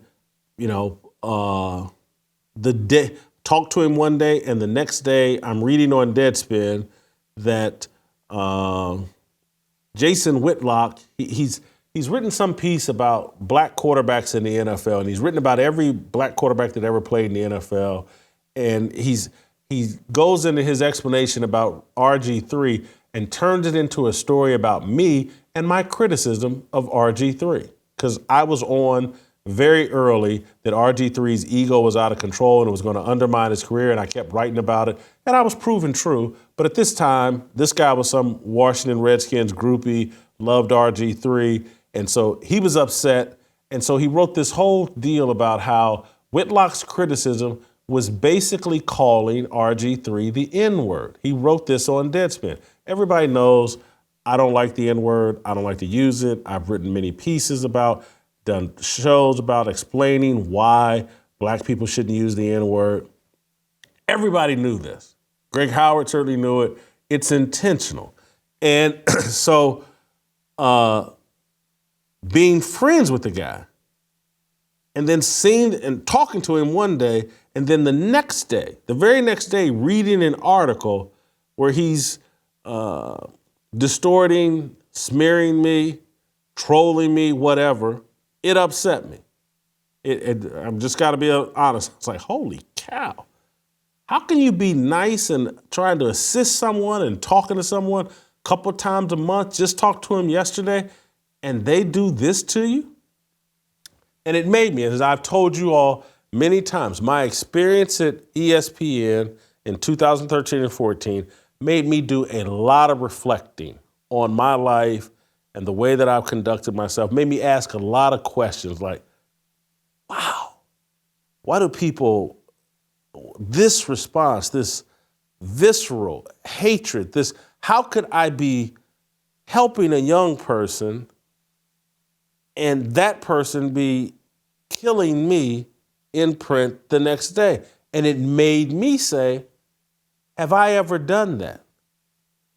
And I had to admit to myself, oh man, this is what Stephen A. Smith probably felt like when I wrote a piece for Fox Sports criticizing him for using the N-word live on air.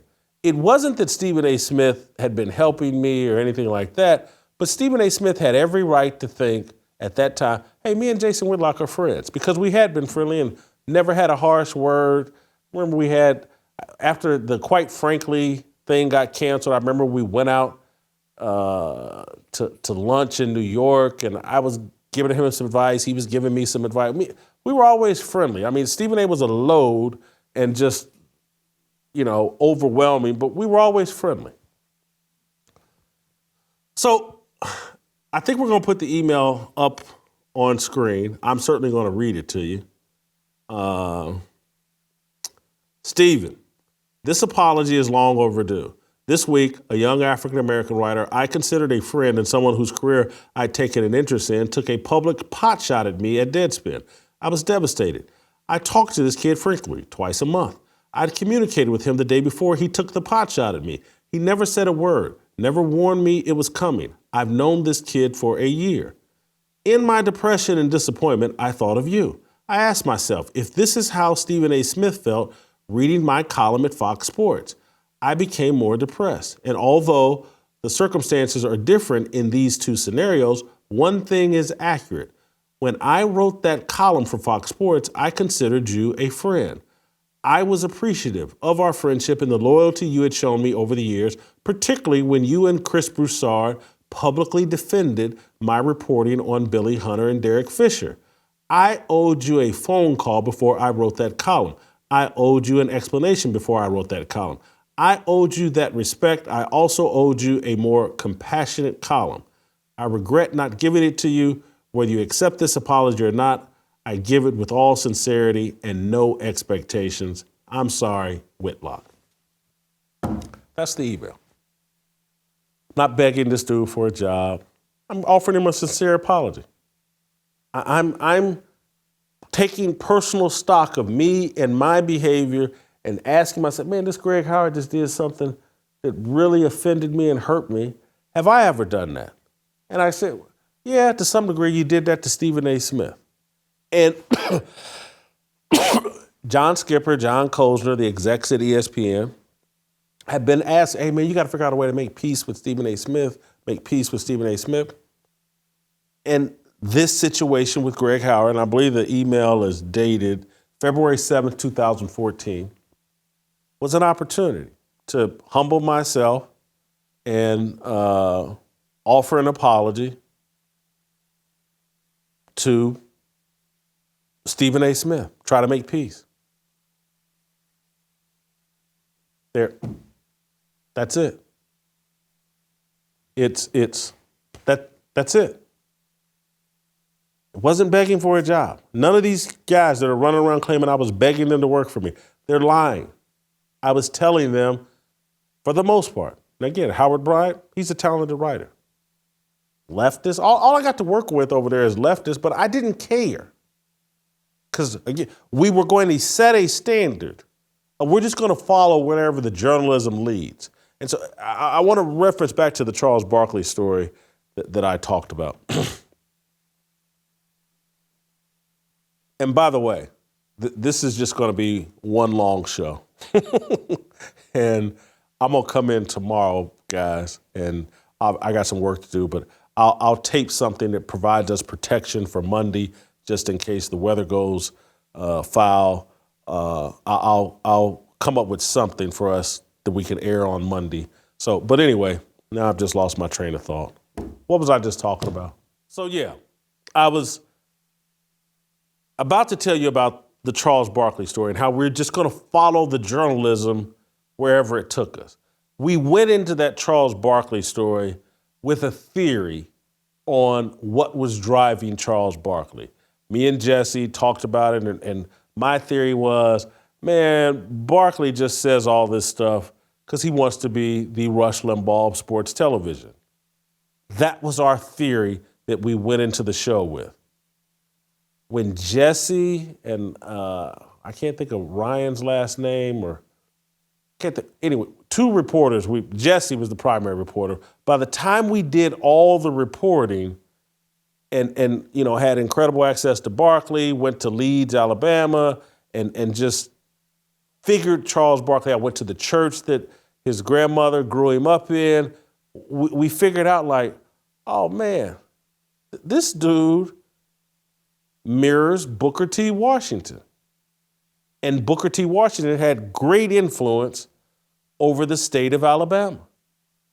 And his mentality had great influence over the state of Alabama. And so the reporting took us to an authentic story and place. And Charles Barkley's told me, anybody that's read the story has told me, it's the best thing, the most profound thing, the best explanation of Charles Barkley ever published. So and so I didn't care what people's worldview was, what their political worldview was, because I was going to establish a culture where the reporting drove the writing, not an agenda, not a preconceived notion, not a narrative that we wanted to promote. We were going to let the facts take us to the story, and we did that. That was the culture I was trying to establish. Again, I just want you to understand, look at Stephen A. Smith's book and what I've exposed to you about it. That's not the facts driving the narrative. That's fantasy driving the narrative. I wanted to avoid that. And I wanted to avoid any of these TV people that live in a fantasy world and are addicted to narrative. So all of these people, oh, Whitlock, we didn't want to work with him. It's all a lie. We'll give you another lie, or just a aversion to truth or reporting or anything, or just the simple-mindedness. Stephen A. talked about me and Allen Iverson and some plagiarism, and just play the clip. According to reports, literally tried to put a tape recorder under a hotel door to spy on what Allen Iverson was having to say. According to this article in Deadspin, he plagiarized one of his own editors. Somebody with these credentials, with this history of iniquities, with this disgusting reputation, y'all want to listen to him talk about me, fine, but let me leave you with this before I get on out of here. Ladies and gentlemen, you know why he's talking about me? Because I get him clicks. That's what he's been reduced to. See, this is a passion and a hobby for me. I have a day job that's paying me quite well. I own and operated this. This cost me money because I invested my own money with my new studio, with my staff, and with everything that I've done to do this. He's leaning on Blaze for a check because he can't find one anywhere else. I ask any of you connected to this industry from this point forward, because I know my colleagues. They don't want to touch this subject because he's a bully, and they don't want to deal with the fallout of him constantly coming at them. I don't give a shit. He came to the one.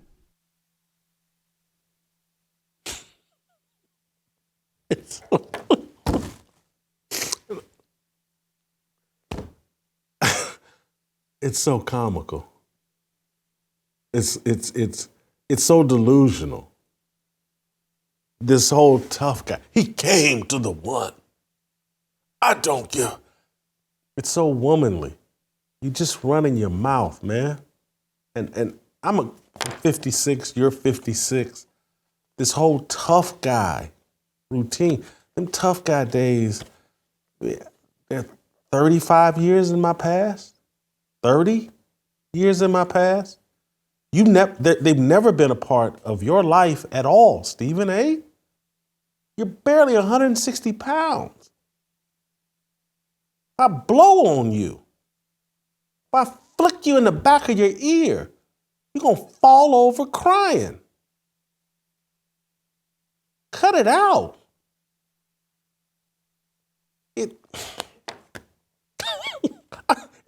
I've never seen anybody more insecure, but I want to explain this Allen Iverson email story that people are running with.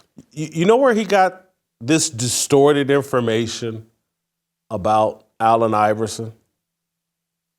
Because his reading and comprehension skills are not top notch.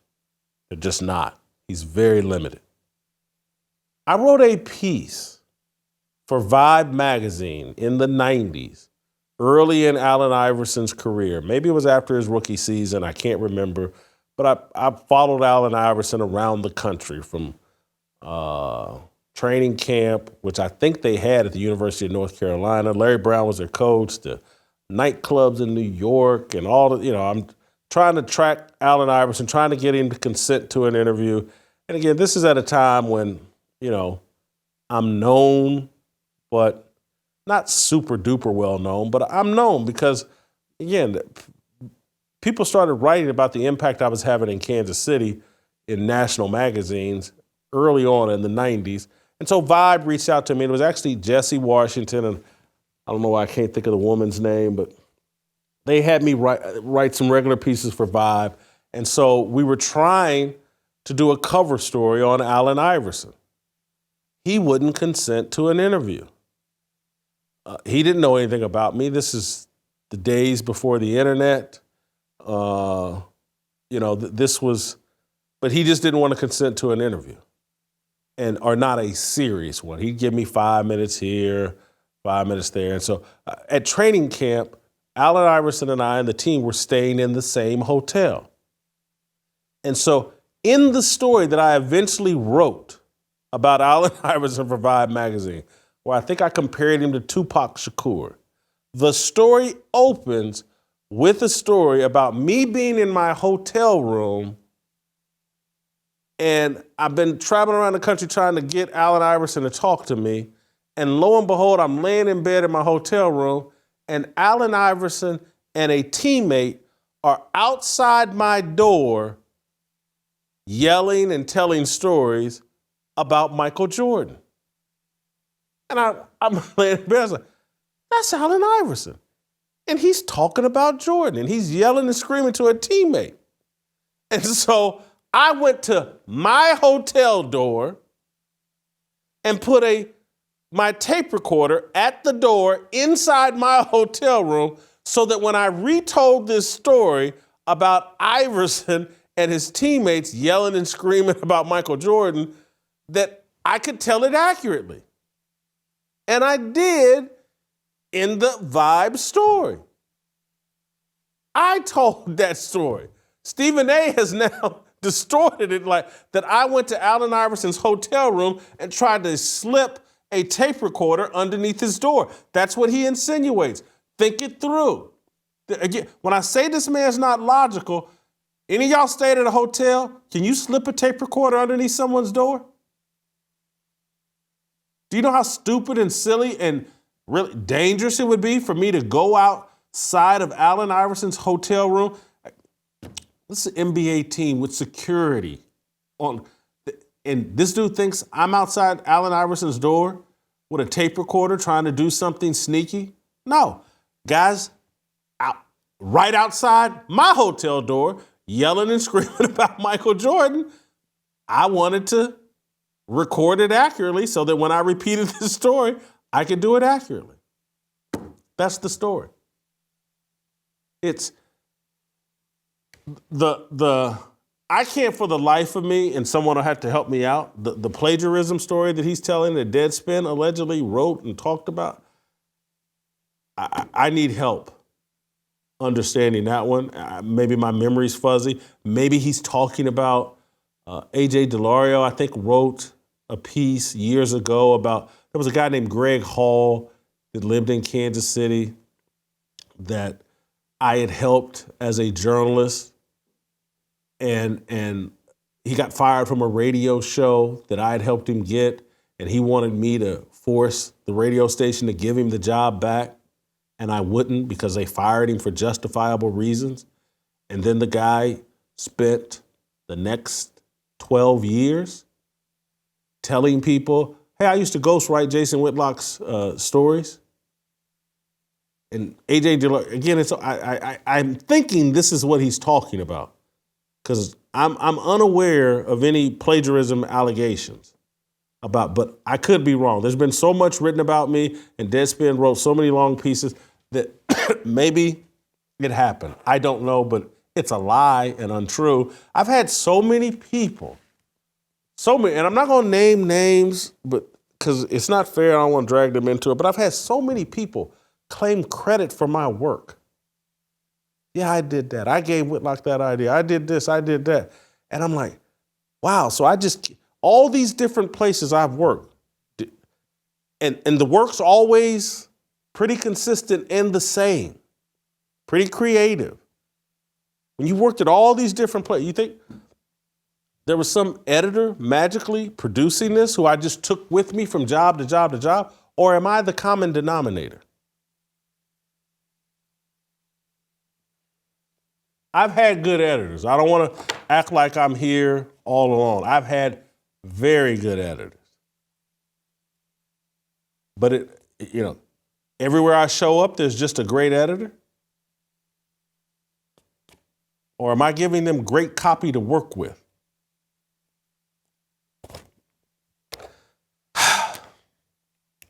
I want to get into Shannon Sharpe in particular. Shannon Sharpe went on Nightcap. He had something to say. Man, he had something to say on the Nightcap, and I was kind of glad Shannon had something to say. I've been pretty honest. I like the Nightcap. I like what Shannon's doing on YouTube. Let's play the Shannon Sharpe clip from Nightcap with his thoughts on the feud between Stephen A and I. Oh, right. I don't look. I don't mess with him. I don't mess with him. He knows I don't mess with him. He likes to bring my name.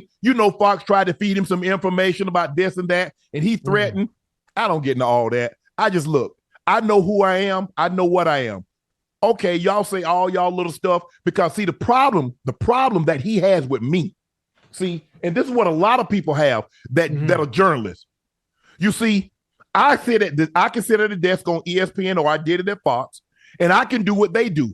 They could never live in my world They could never play pro sports. So now not only could I play sports and I was damn good, I can sit across and I'm more entertaining. I'm more informative. I'm more educational than you. And see, those that can do, those that can't talk. You see, all they can do is talk. I could do. That irks them. Yeah. It irks them that somebody from rural South Georgia with a lisp that overcame that can do this. It bothered them. Shannon, that's just completely inaccurate. It's just not true. I don't have a problem with you being an entertainer on television. Not again, I've actually, now that you're moved away from that over-the-top ghetto phony shtick you were doing opposite Skip Bayless, I ain't did nothing but sit over here and have to, and this even started before you left FS1. I was like, this Club Shay Shay thing is pretty good. And it's a better version of Shannon Sharpe. And what Shannon Sharpe has built with Club Shay Shay and now the nightcap, have I not been just sitting here, hey, hat tip. Man, that's good. Did I not? And again, I know Shannon's not paying attention, and maybe he hasn't heard, but some of you all could tell him perhaps. But I've sat here and said, and I'm sure he's heard, like, I think Shannon Sharpe's going to end up surpassing, and really has surpassed, Stephen A. Smith as the most important person in this corporate sports media space. He's more entertaining. He does better interviews. I've said he's more authentic. This version, what he was doing opposite Skip Bayless, I did not like. Over the top ghetto, over the top race baiting. It wasn't authentic, and I called him out for that. I love the fruit, hate the tree. I called him out for that. All this, like he got a problem with white people, or white people are so well, nah, that ain't you. And all this racial stuff, that ain't you. He's done a lot less of that. He does incredible interviews on Club Shay Shay. And again, I'm not saying he's Walter Cronkite or some great journalist, but people like coming on his show. They're comfortable telling more about themselves than they do other places. They like to laugh with him. You watch his show, for the most part, and you watch it with a smile on your face. And I get why it's successful. It's not what I do. It's not what I want to do. Have I done it? Anybody? Did you listen to me talk about the Real Talk podcast that I used to do? Am I capable? Have you ever seen me when I choose to be like, man, I want to make people laugh. Let me do this Randy Moss impersonation. Let me put together this mono that pokes fun and makes people laugh. Can I do that? Yes. And do it occasionally, and used to do it all the time. But that's not what I want to do. And I'm not sitting around here hating on you over jealousy. What I am bothered by is that ESPN and Fox Sports have basically run journalism out of sports TV. That's my entire complaint. And that's why I'm saying, that's why they installed Stephen A. Smith. He's not remotely a journalist. He has no journalistic instincts. He doesn't think critically enough. He's too limited to be a journalist. But they've made him the face of the sports media. And I'm like, this is inappropriate. We need more balance. There are athletes that come on and provide insight from an athlete's perspective. Do it. A guy like Shannon Sharpe, who's really worked at the craft, and like, oh man, Shannon Sharpe can host a show. Hats off to him. I've given him credit. I've already said, like, this dude's more talented than Barkley. Barkley can't host a show. Barkley can't do entertaining interviews like Shannon Sharpe is doing. Hats off to him. I'm not bothered. I do something completely different. And I made a choice to do something completely different. And there's Stephen A. Smith's contention that I'm jealous of him and those who did what he did or wants to do. And oh my God, he can't work at ESPN or Fox Sports anymore, and nobody in corporate media, and that's why he's over at the Blaze. These are all choices, man. And I'm not trying to brag, but there's no one that watched me on Pardon the Interruption or Speak for Yourself that's sitting around saying, oh man, Jason couldn't host one of these shows. No one's having that question. It's not even remotely a question. The only question is, like, is he the best at that? That would be the question. But I made a choice that, like, you know what? In this lane that they're having all the success in, you can't be truthful. You have to choose entertainment and misinformation, disinformation, and the promotion of false narratives to have a super amount of success. And that's why Shannon Sharpe was very comfortable going on TV, pretending like, oh, these racist America and these white cops, they just out killing black men. And Michael Eric Dyson, you come on the show and we're going to all pretend like America's the most racist place in the world, but I'm going to go home to my white girlfriend. It's phony. And I wasn't willing to do it. And then when I started just thinking through, like, man, I'm trying to tell y'all the truth about Colin Kaepernick in real time, and I'm getting all this resistance and everybody's uncomfortable. And Jason, why are you doing it? Colin Kaepernick, he's a god, and blah, blah. Just go along. Just say it. Just pretend like everyone else that Colin Kaepernick isn't an imbecile.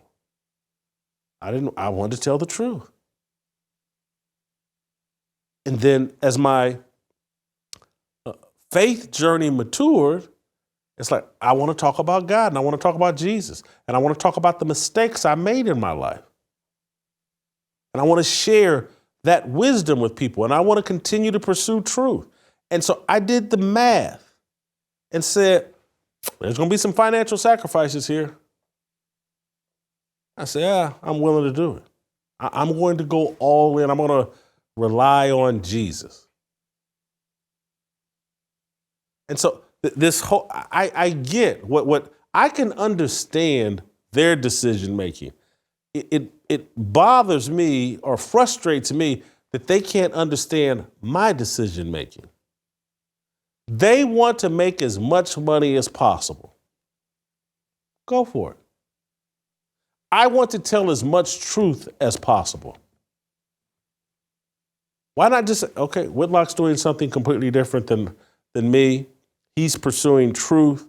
He's trying to lean into his faith and spread the word and spread wisdom and talk with people about all the different mistakes. And here's how you can avoid them. He's trying to do something completely different. It's not financially driven. And so they can't understand it. And then they're speaking to an audience that can't understand it because there's an audience of people that have been programmed in America and around the globe that money is the end all be all. I'm not saying I don't like money. I'm not saying that I'm over here starving.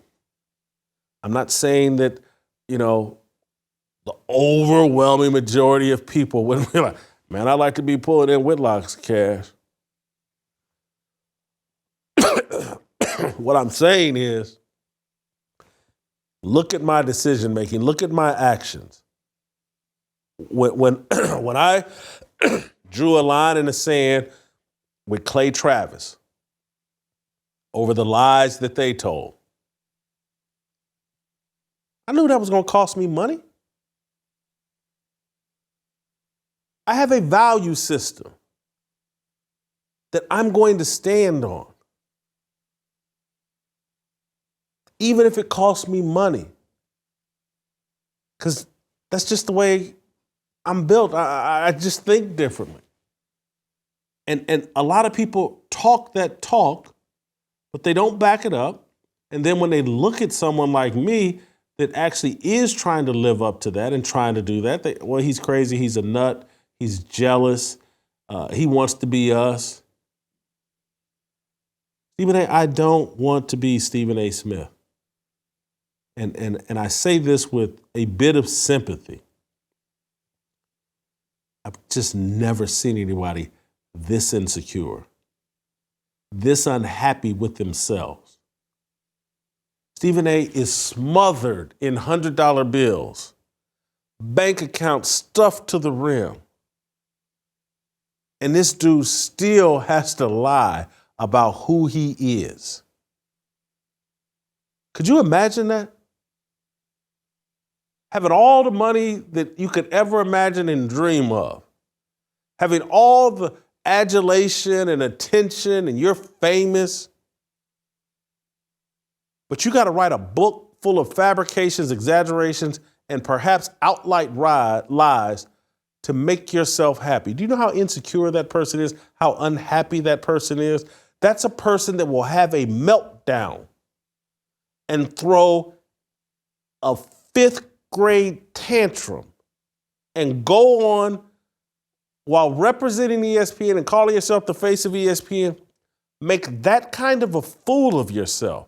All that name calling and cursing and just lack of substance.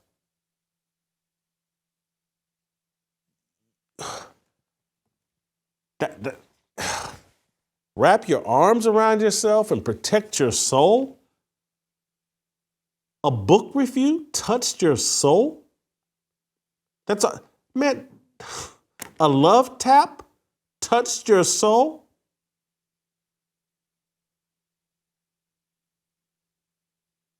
And you fell to the ground whining and crying like a little third grader? Just think about, and I know he's appealing to an audience that I guess thinks like third graders. But the man has questions about this exaggerated narrative that he's painted of himself, and his response is to go on a 45, 50-minute rant. No one likes Jason. Go ask Bobby and Kimberly. No one likes Jamie. Go ask his second grade teachers. That's what he did. And called me a bunch of names. And people are, oh, Stephen A. cooked you. Really? I mean, I've seen little children, emasculated men, and women behave the way that Stephen A. Smith behaved last night. Name calling, cursing. You asked Jemele and Dan Lebatard, everybody hates Jason. We've reached, or we're reaching rock bottom. And my overall message, why I keep talking about this, is we have to snap out of the idolatry of these celebrities, particularly the black ones, and deal with reality and truth. This behavior is embarrassing. Lying to people, convincing them to take the COVID shot, convincing them that illegal immigration serves their interests, smearing people as racist with no evidence, nothing. This has to stop. We got to snap out of it if we're ever going to course correct and fix anything. You can't live in a fantasy world where everybody who questions you or disagrees with you or says you need to improve in this area, they all can't be racist and homophobes. And I get it why you hate me. It's because I take that look, well, man, Whitlock gives jobs to black people. It's hard to call him a racist. So, we'll make up, he's worse than a white supremacist. I want to give you we'll end this with a little tiny dose of Dion. Dion took to Twitter last night and celebrated Stephen A's little third grade rant. Deion went and said that, what'd he say? The church say amen. I'm clapping during Stephen A's rant, and I'm just sitting there going, man, Deion, you're a Christian, allegedly. You're watching someone melt down in profanity and name calling, and you're saying the church say amen. You're a grown man. Watching a man light himself on fire, watching someone make a fool of himself.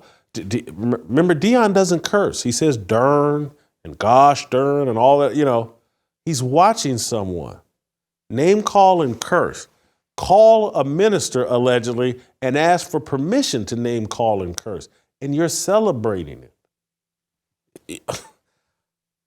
I'm just using these examples of these high profile people to try to explain to you, like, we got to do better.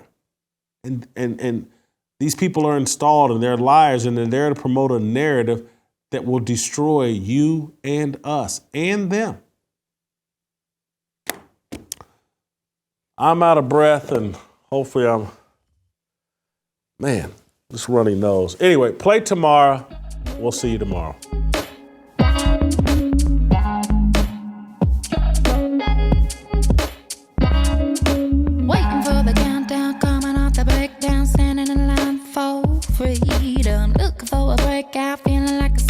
Nothing in life like freedom. Came like a fighter, striking like a ladder, making all this moves for freedom. I want freedom.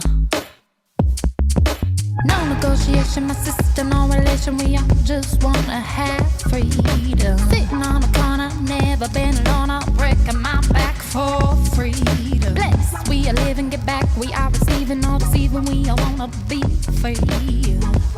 We want freedom.